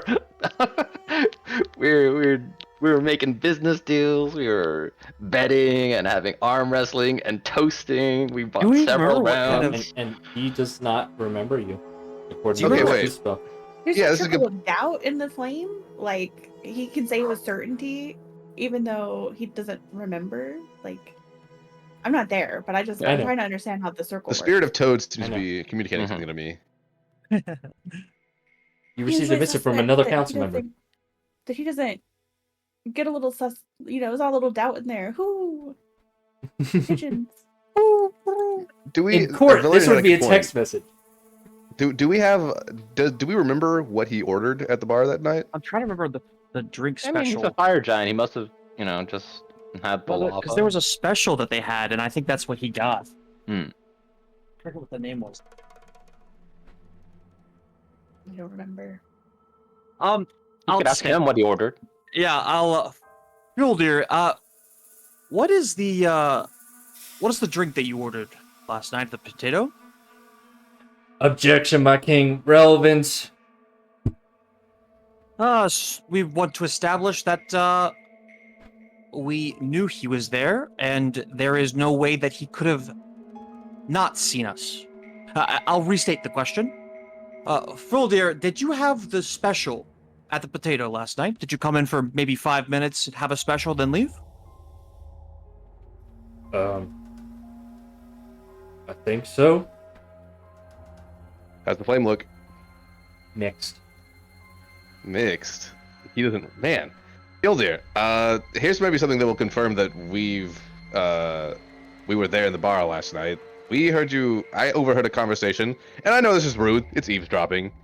You were talking with the bartender about your headaches. Is that correct?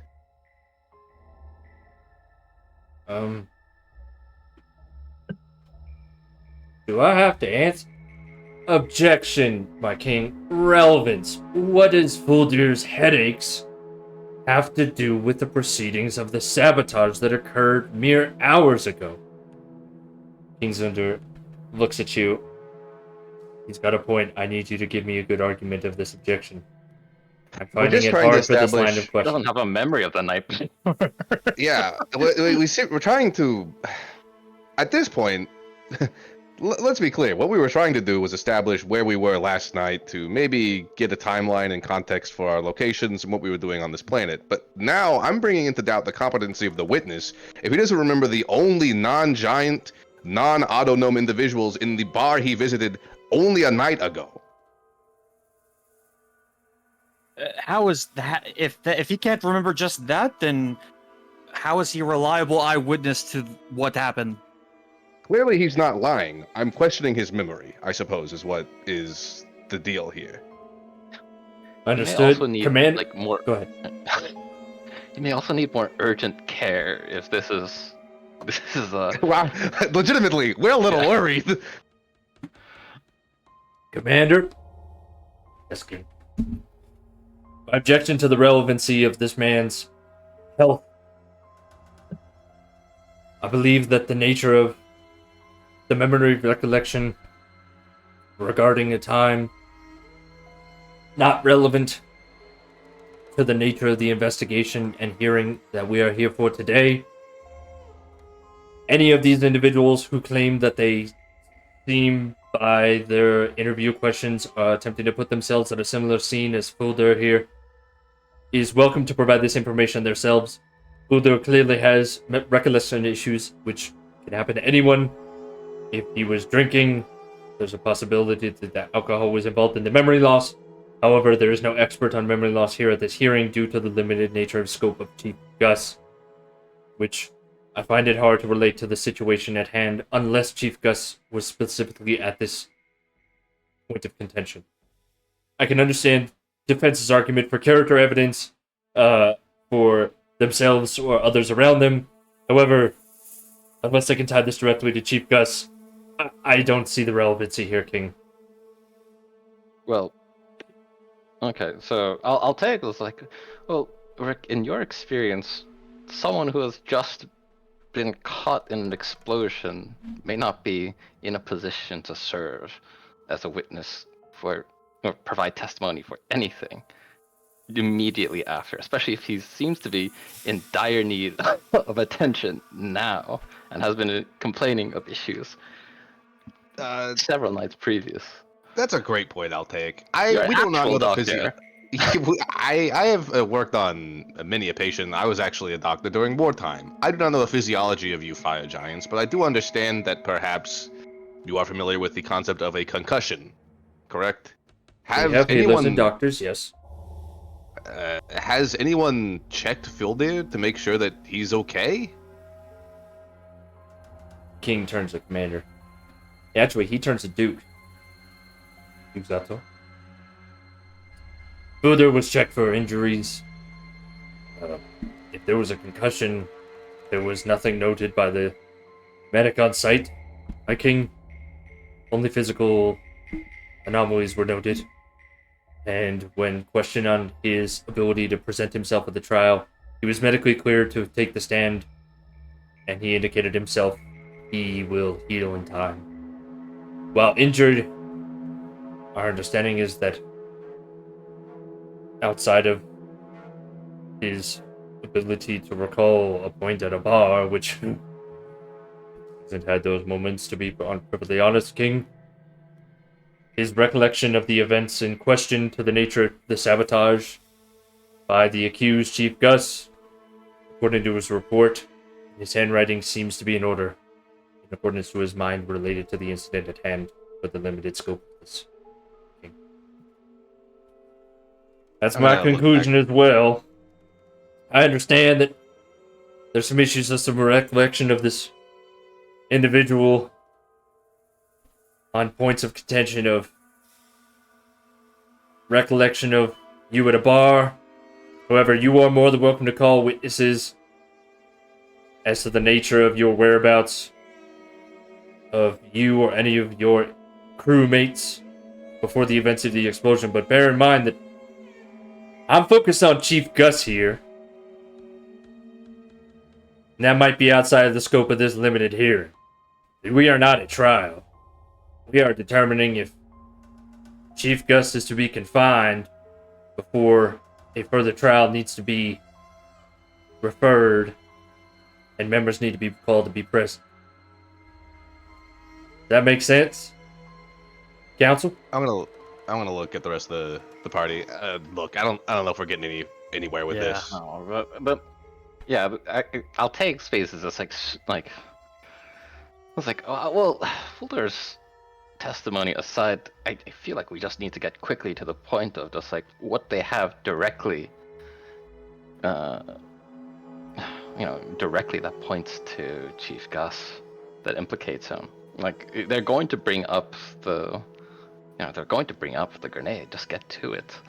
There's a point there. It's like, why are they trying to establish this, this particular time as well? Who is this person that cleared Fulder, by the by?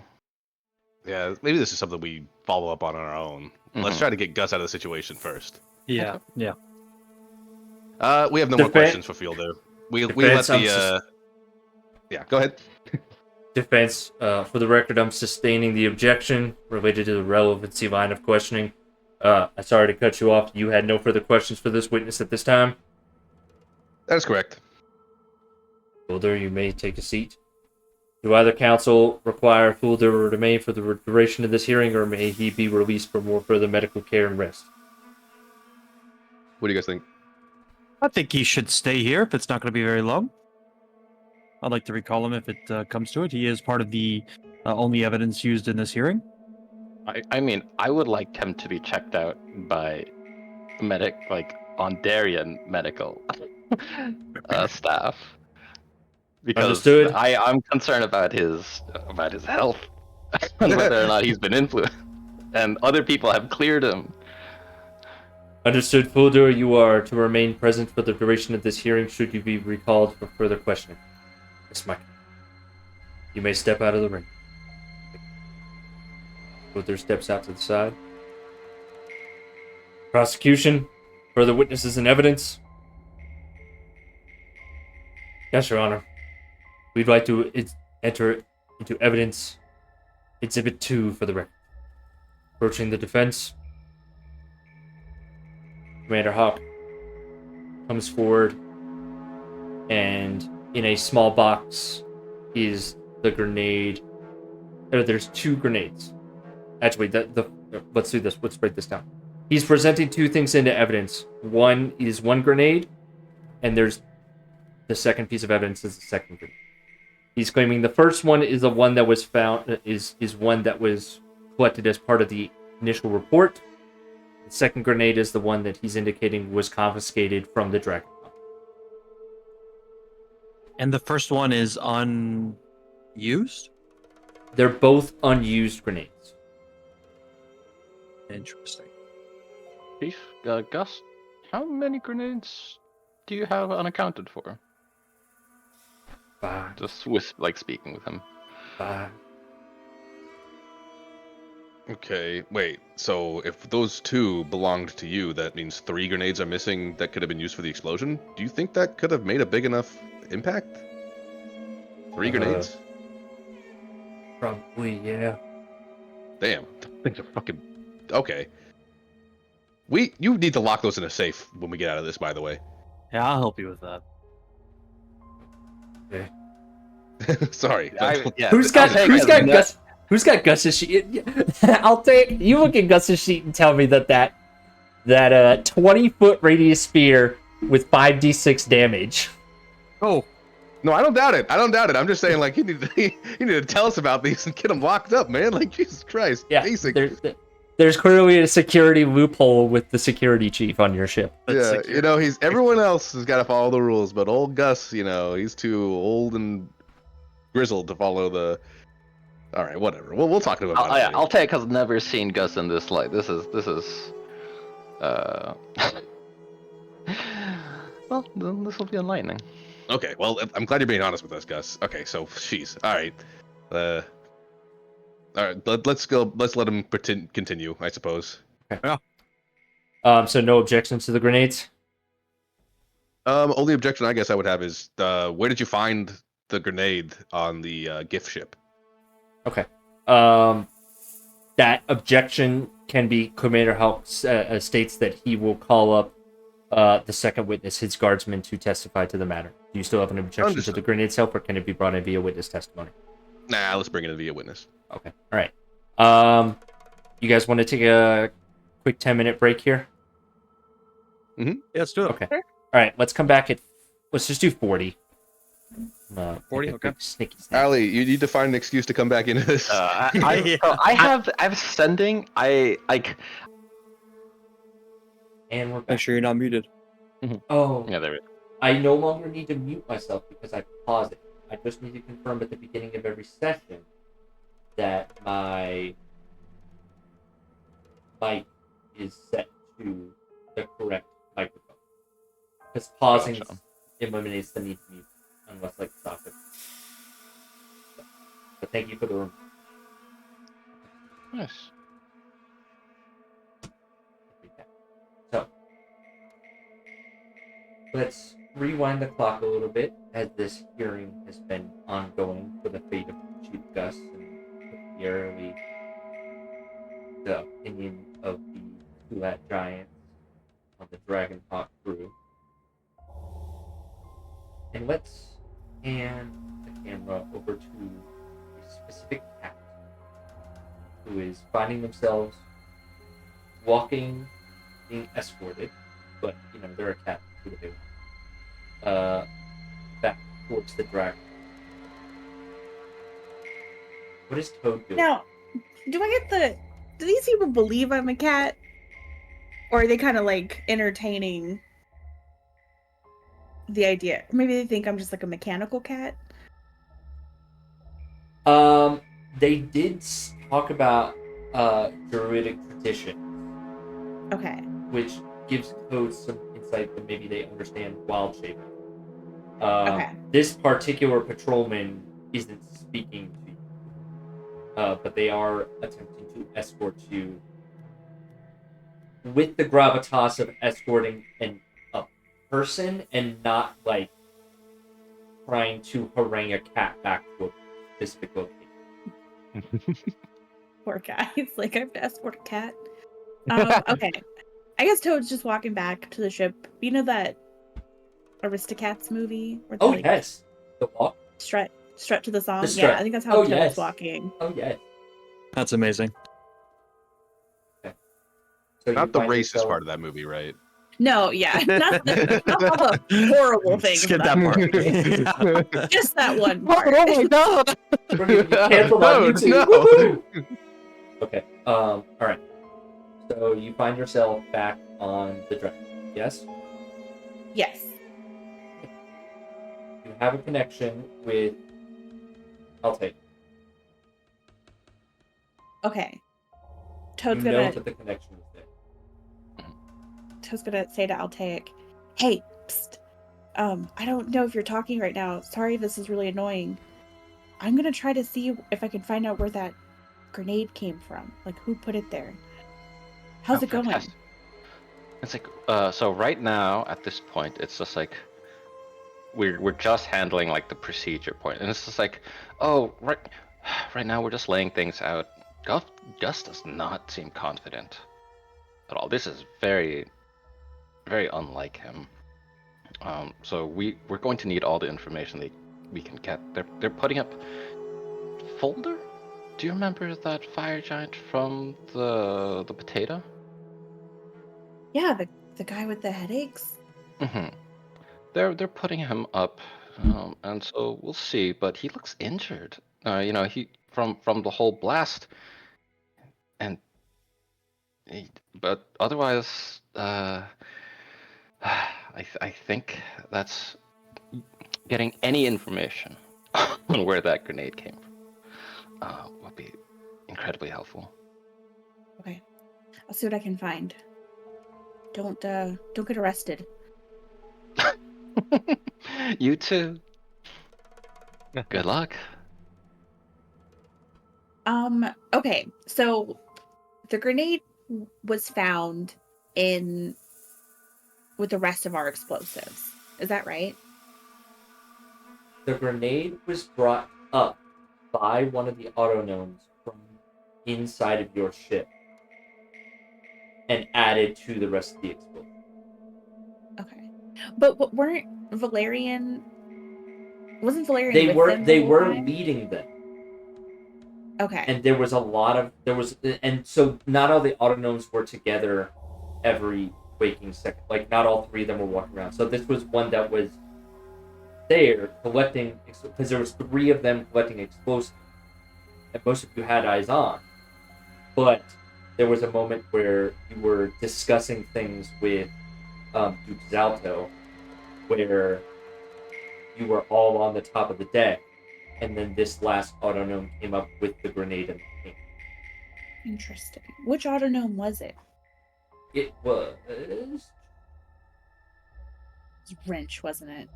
Yeah, fucking wrench. I knew it. it was Wrench actually.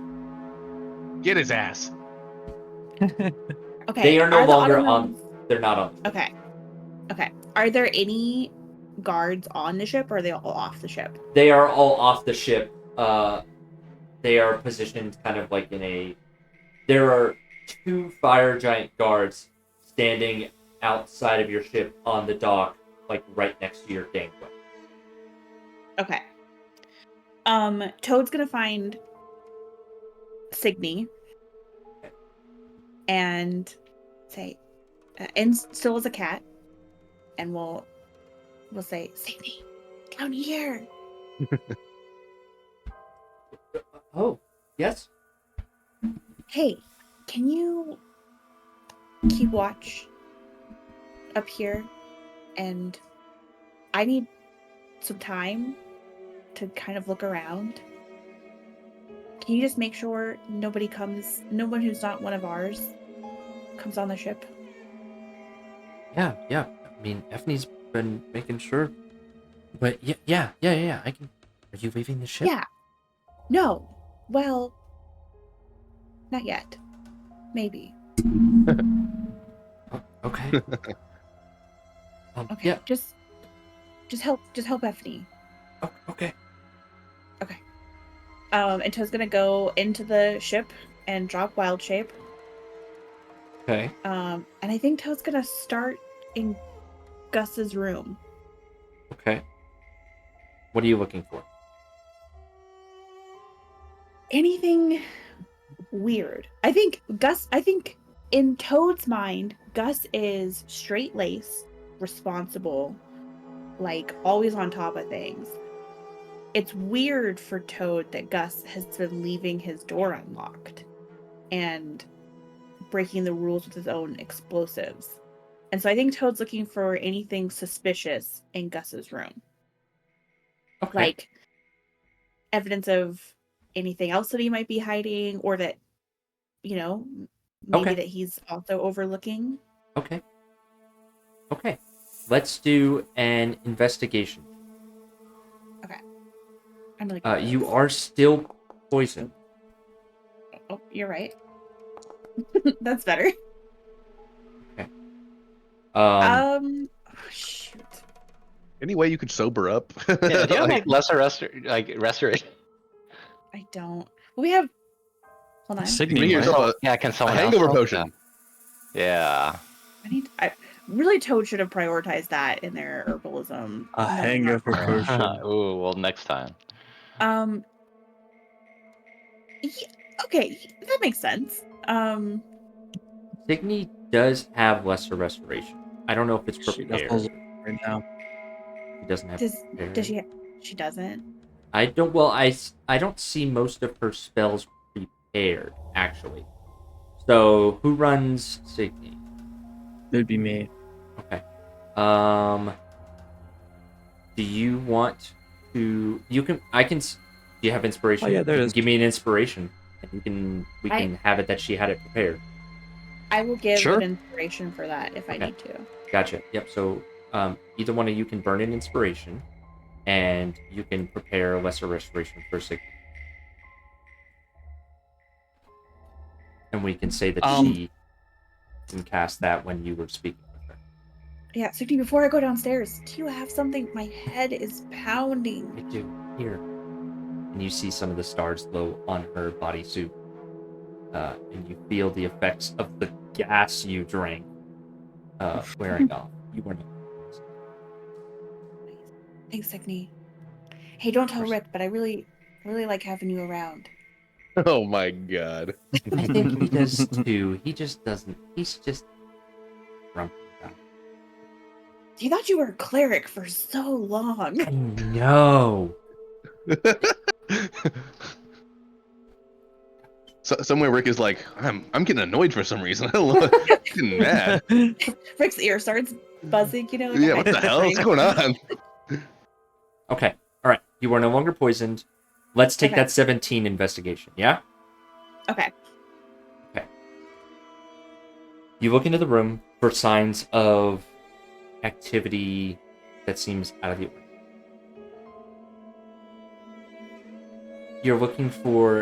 You're understanding that apparently he has left his door unlocked. You see his room contains a lot of medals from the last war, a lot of what you would probably interpret as like cliche propaganda of like Ondarian national or military like posters or art, but they are tasteful. And his bed is well made. He's got his hospital corner squared away. He seems to have a small workstation, a little tinkerer's workstation, that's clear and apparent that he uses to work on his arcane firearm. And potentially his grenades if he decides to play with explosives, but you don't know. You know that he kind of keeps to himself being in a position of authority on the ship. So you're thinking about traces of anybody else who might have been in the room. Yeah. As you're looking at, common traffic areas, maybe certain boot sizes or, things left behind, the one thing you were able to find is a lock of hair that is about it's a long lock of hair, and it is black in nature.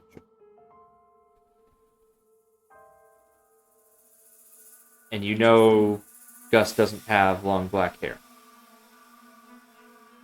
Gus is dyeing his hair white to look older. Gus is really young. That is the oddity that jumps out to Toad as they investigate Gus's room. It looked like Signy's hair. You could do roll me another investigation. Her hair's long and black.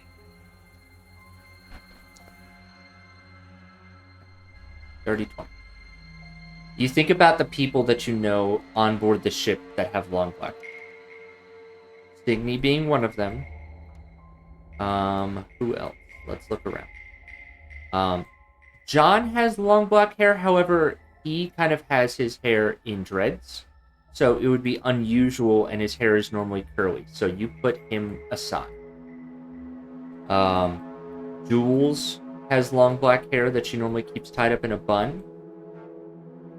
And Elysia, one of the Korvar elves, who's one of the lower crew, also has long black hair that's not as curly as John's.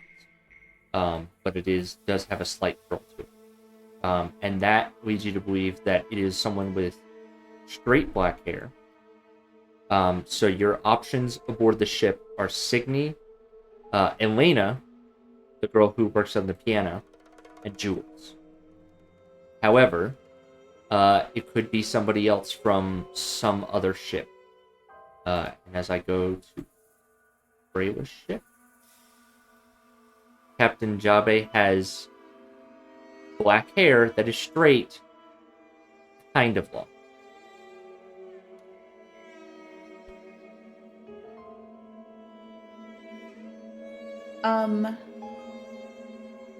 Okay.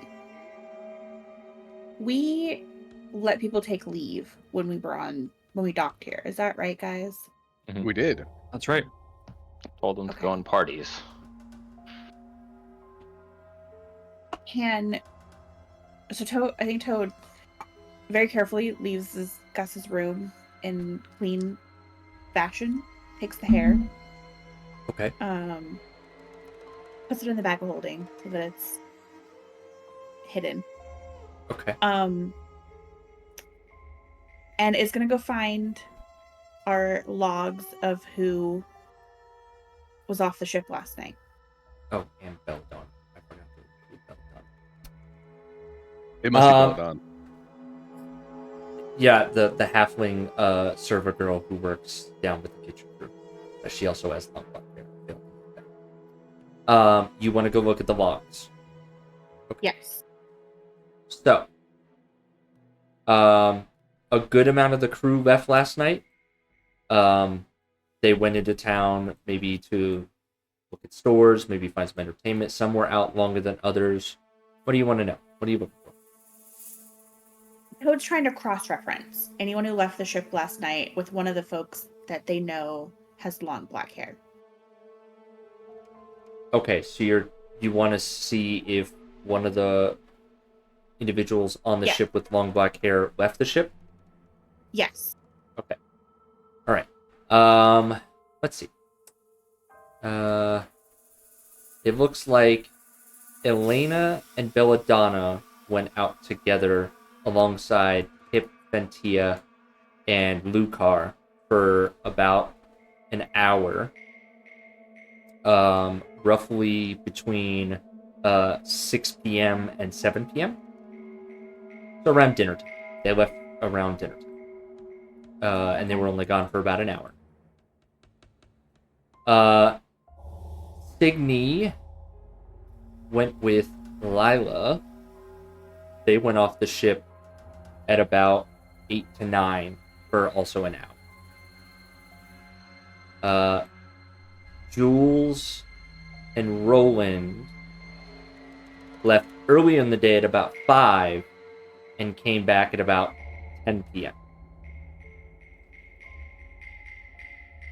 So those technically 4 individuals are individuals on the ship with long black hair that left. Interesting. 5 hours? That's so many hours. Can I go find Jules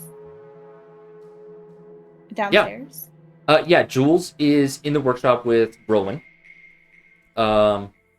It's getting closer to earlier in the morning. So as you enter in, they both seem to be preparing for the day's work. A little bit more tense than usual, obviously, but they look like they're getting ready to begin their basic enchantment crafting that they normally do. And Roland looks up to you. Says, "Oh, what's up? What's going on? Hey. Any news? Not yet. Crazy morning we're having. Absolutely insane. Crazy night last night too. I don't know about you, but we went to this place called the Potato, and I drank this really strong drink. What did you get up to yesterday?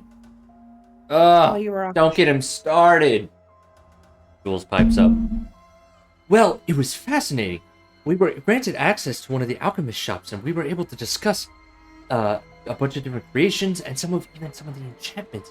I believe that we can use them. Give it a rest. And he begins to rant about their time with the alchemists and enchanters inside the city proper. Based on his diatribe, you're getting the impression that they spent all 5 hours there, like trying to gain new knowledge about, like his craft and her craft. Nerds. That's cool. I mean, wait, did you learn any cool potions? We'll have to talk about that later. There's a lot going on, but you'll have to tell me where some of Maybe. these alchemists are. He got some formula for maybe some things he wants to try today, assuming as long as he agreed while we're in dock, he won't try any of the more reactive and explosive compounds or enchantments, because apparently that's an issue here. Yeah, maybe we should lay low a little. And Yeah, that's what I'm telling him. I'm being good, I promise. I believe you. Why, what's going on? Does something happen? No, I mean, we're trying to figure out what happened and how, things ended up the way they did, how the explosion happened. Seems like it was foul play. I heard Chief So- Gus got pulled off the boat. Is he okay? Are we in trouble? I don't know. I don't really know how it's going over there yet, but I'm sure everything will be fine. Okay. We'll figure it out, and if you see something, say something. Be careful. Okay. And Don't do drugs. do drugs, but carefully. Oh yeah. That's Toad's line right there. Do drugs responsibly. Oh, okay. That's a new one. All right. I'm sure. Assuming Chief Gus is fine, he's cool with that too. Yeah. Jules, we need to focus on our creations. Oh, come on, Rowan, live a little. Never get out to do anything fun. All right. Well, I'll leave you to it. I don't want to interrupt your work, and just don't explode anything today. The day of all days. I won't let him, I promise. Thanks, Jules. You're welcome, Toad. What time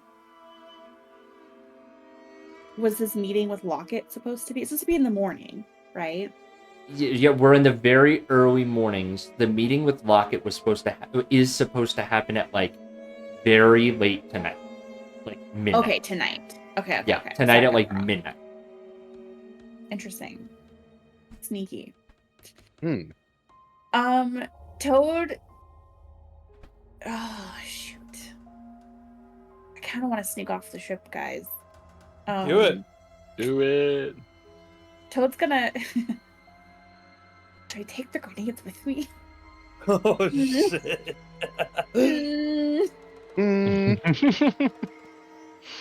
Yeah, Toad will keep the stash of grenades on them, I guess. Okay. Hell yeah. I would like to wild shape into a tiny owl instead of a giant owl, like Okay. a normal size owl. Like a normal size owl. Yes. you want to be the like super And- tiny owls that are adorable and cute, that are like maybe like like a little 5 inches tall? barn owl? Yeah. Okay, barn owl. Okay. Or no, like a little burrow owl, the ones that like live in canals. I like This is those all ones. flavor. I just love. I think owls are cute. Yes. Yeah. Okay. Toad's gonna try to fly over in the direction of the Brayless ship. Okay. So you're gonna fly past the guards and try to get to the Brayless ship. Yeah, Toad's gonna fly up in the air pretty high, I think, and then try to fly over Okay. sneakily. Okay. You're gonna try to fly up and over. Wait, Yeah. before I wild shape, I'm gonna cast Pass Without a Trace because I'm trying to be sneaky. There's forward thinking. Mhm. And then I'm gonna wild shape into an owl and try to fly towards the Brayless ship. Okay. All right. I would like you to blind roll me, and I'll add the +10 to your stealth roll, please. Okay.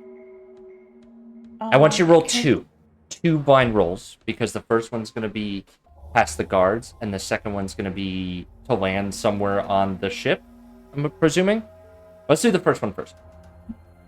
Okay. Blind and can I just use the giant owl stat block for? Yeah, it's fine. Yeah, it's the same. Okay. Okay, now add a 10 to this. Okay. You don't hear shouts of alarm from the guards as you pass over their heads silently. You have broken out of the holding detention of your ship.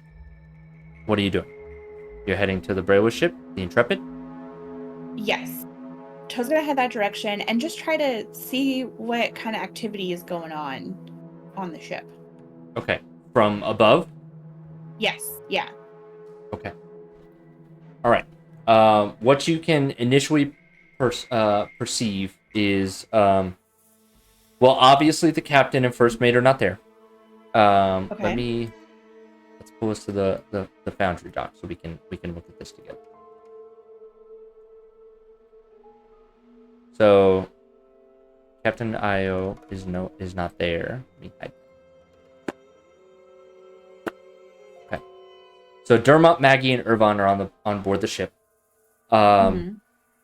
Maggie seems to be assisting the Warforged Titan, known as Chopper, with moving some large equipment down further into the hull, using the access points here. So there's a winch and crane system, so Maggie is assisting Chopper loading the heavy crates onto the crane to be levered down. Many of the Warforged are seeing to their normal tasks of preparing the ship for departure. And then you see the guards that are still outside of their ship. Standing, kind of keeping them, not allowing them to get off their ship. What are you looking for specifically? Anything out of the ordinary? Just generally? Is their behavior? Are they rushed to get out of here? Are they just going about it in like a totally normal way? Let's do an insight check. Okay. It's so good not to be poisoned anymore. Isn't it? Okay.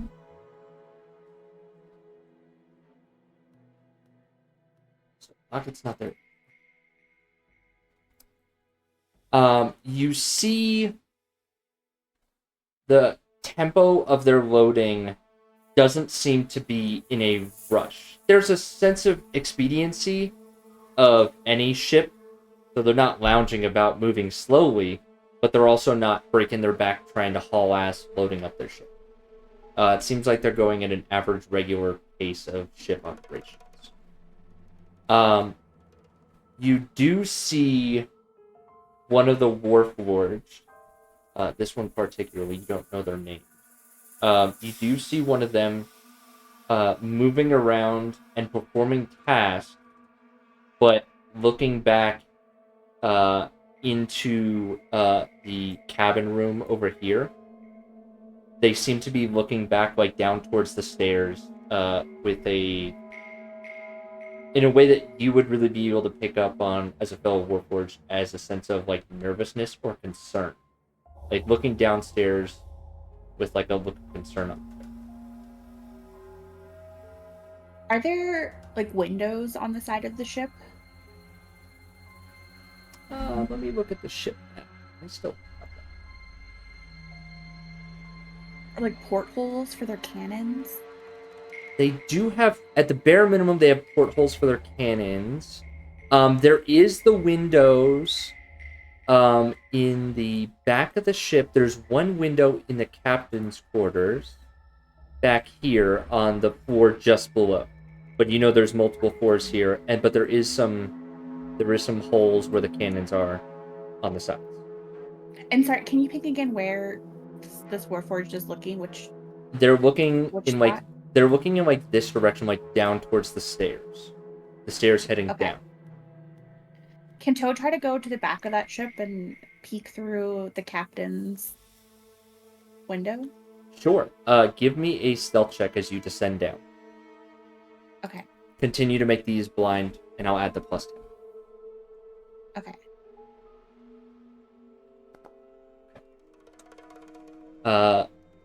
You don't get the sense that anyone spotted you as you make your way to the window, your mechanical wings silently flapping as you gaze through the window.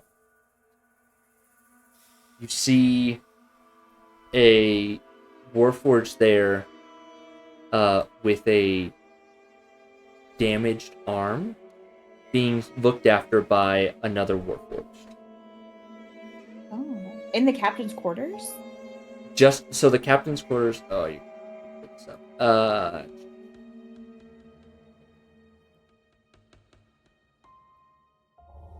So the captain's technically yes in the captain's quarters. Let me pull you to.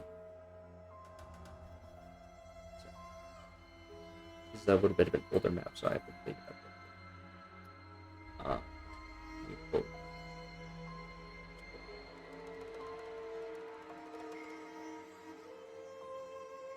Delete it.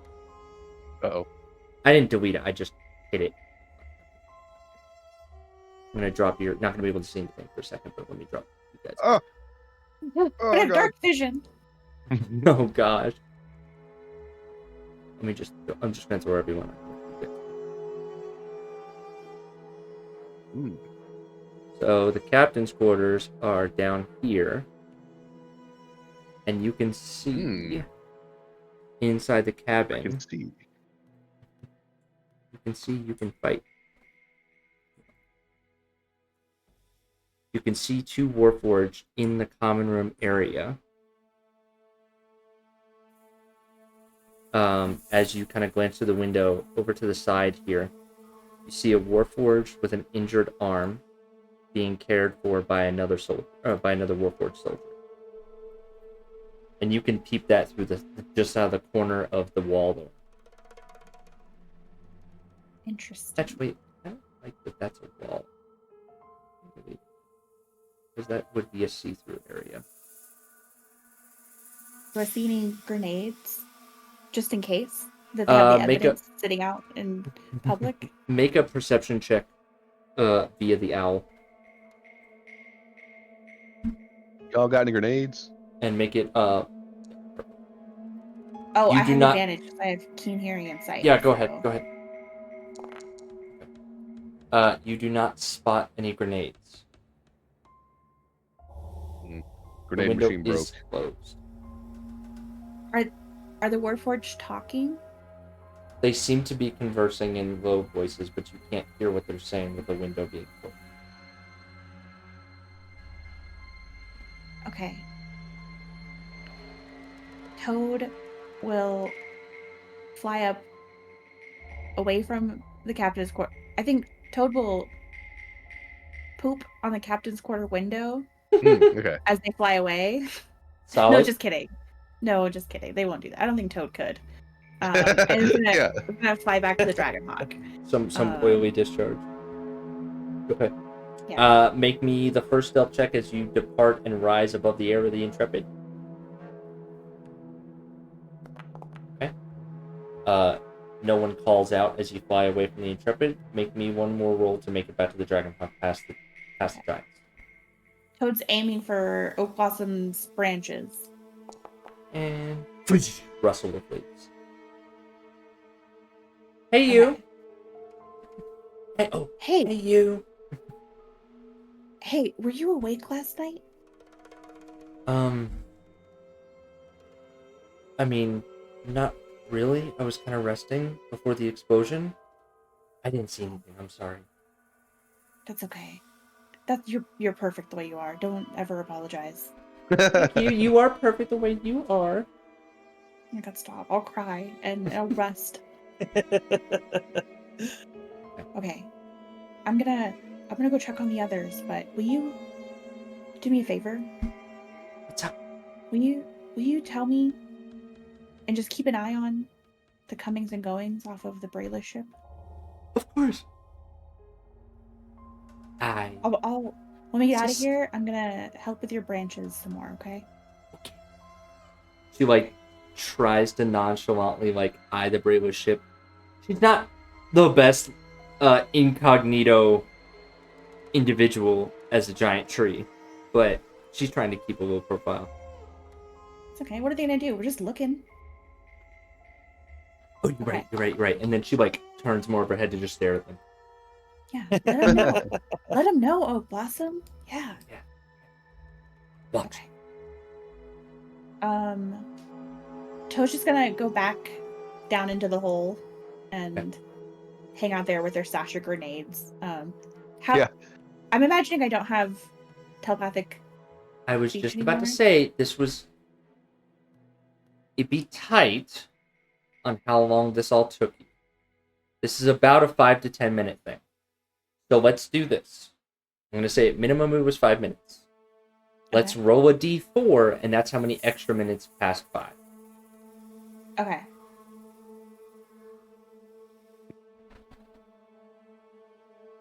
Oops. So if you roll a 4, the time is dropped. Okay. You got 1 minute left. Well, you are 5, 6, 7, 8. Yeah, so you are at the last minute. So you can give basically like a final synopsis to Altair. Okay. I'll take. Psst. It's Toad. Of course it's Toad. You know it's Toad. Anyway, No. I really hope you're not in the Objection, middle of Your Honor, talking. relevance. Well, what's going on right now? Right now, we have serious concerns over the fire giant's memory. What? That feels just as weird amongst. I don't know. It's a little bit early. That's true. Mm-hmm. Anyway, I think I found something. I found some black hair in Gus's quarters that could be from any number of people, not the least of which is Yabe,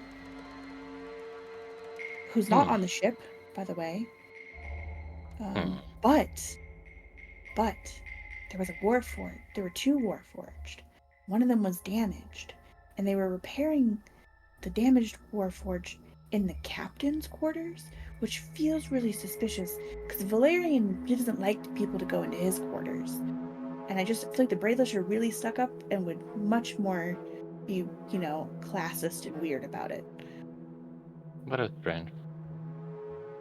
Really, they would have somewhere, they don't need to hide such maintenance unless they do need to hide. And Yes. no one else should be allowed in with these I agree. privileges. They didn't have any other grenades, but that I could see. And I couldn't hear them because I didn't want to go in the ship, but... We have 2 here, and Gus said that there were 5 unaccounted for. How many do you think it took to explode the cannon? Altaik did see it, and could he make an estimate based on his Arcana check at the time? Arcana check of what specifically? What do you... Of the explosion, when he was on deck, or when he witnessed it, or the fires, I guess. Just What to see about- if like the 3 grenades could have done the explosion, right? Yeah. Was like 3 grenades sufficient, or Yeah, no. you not tell? Okay. Well, you can consult Gus right there. Oh, perfect. Yeah. Yeah, and he would be able to tell you that 3 grenades detonating simultaneously could cause that that kind of damage, especially if they used like other explosives in conjunction. But the purple is definitely his grenade. And I'll take will also ask, and are these grenades just, simple, pin throw, pull the pin, throw it? Are they, Yes. do they have other, oh, okay. They have some small runic inscriptions on them. They look like normal grenades with some runic inscriptions on them. Gotcha. Yeah, he'll provide this information to Toad. It's like 3 is sufficient, and these grenades work, typically work by, throwing a pin and only, having a window of only a few seconds between arming and detonation. So says Gus. Wonder how they would have gotten away without being seen, though. Isn't that the question? And with that, the telekinetic connection ends. Toad. I think Toad keeps talking for a minute and is like, anyway. Okay. So let's pull the camera back. Unless Toad, are they doing anything else? Toad's gonna watch Signy. Okay. Collect some hair samples while you're there. They're just gonna watch. They're just gonna observe. Okay. All right. Let's go back to the Oh, preliminary Mr. hearing. Sleepy DM over here. I am Okay. getting kind of sleepy. EP guy. I am getting sleepy. Do you guys want to end it Yeah. here, or do you guys want to try to finish out this hearing? That depends. Up to you. Do you want to end it here? Yeah. I have been sleeping like shit. It might be easier for me to end here. Okay. Absolutely. It's a decent little spot to end. Yeah. Okay. I'm gonna end this recording here, and we will pick back up on this hearing next week.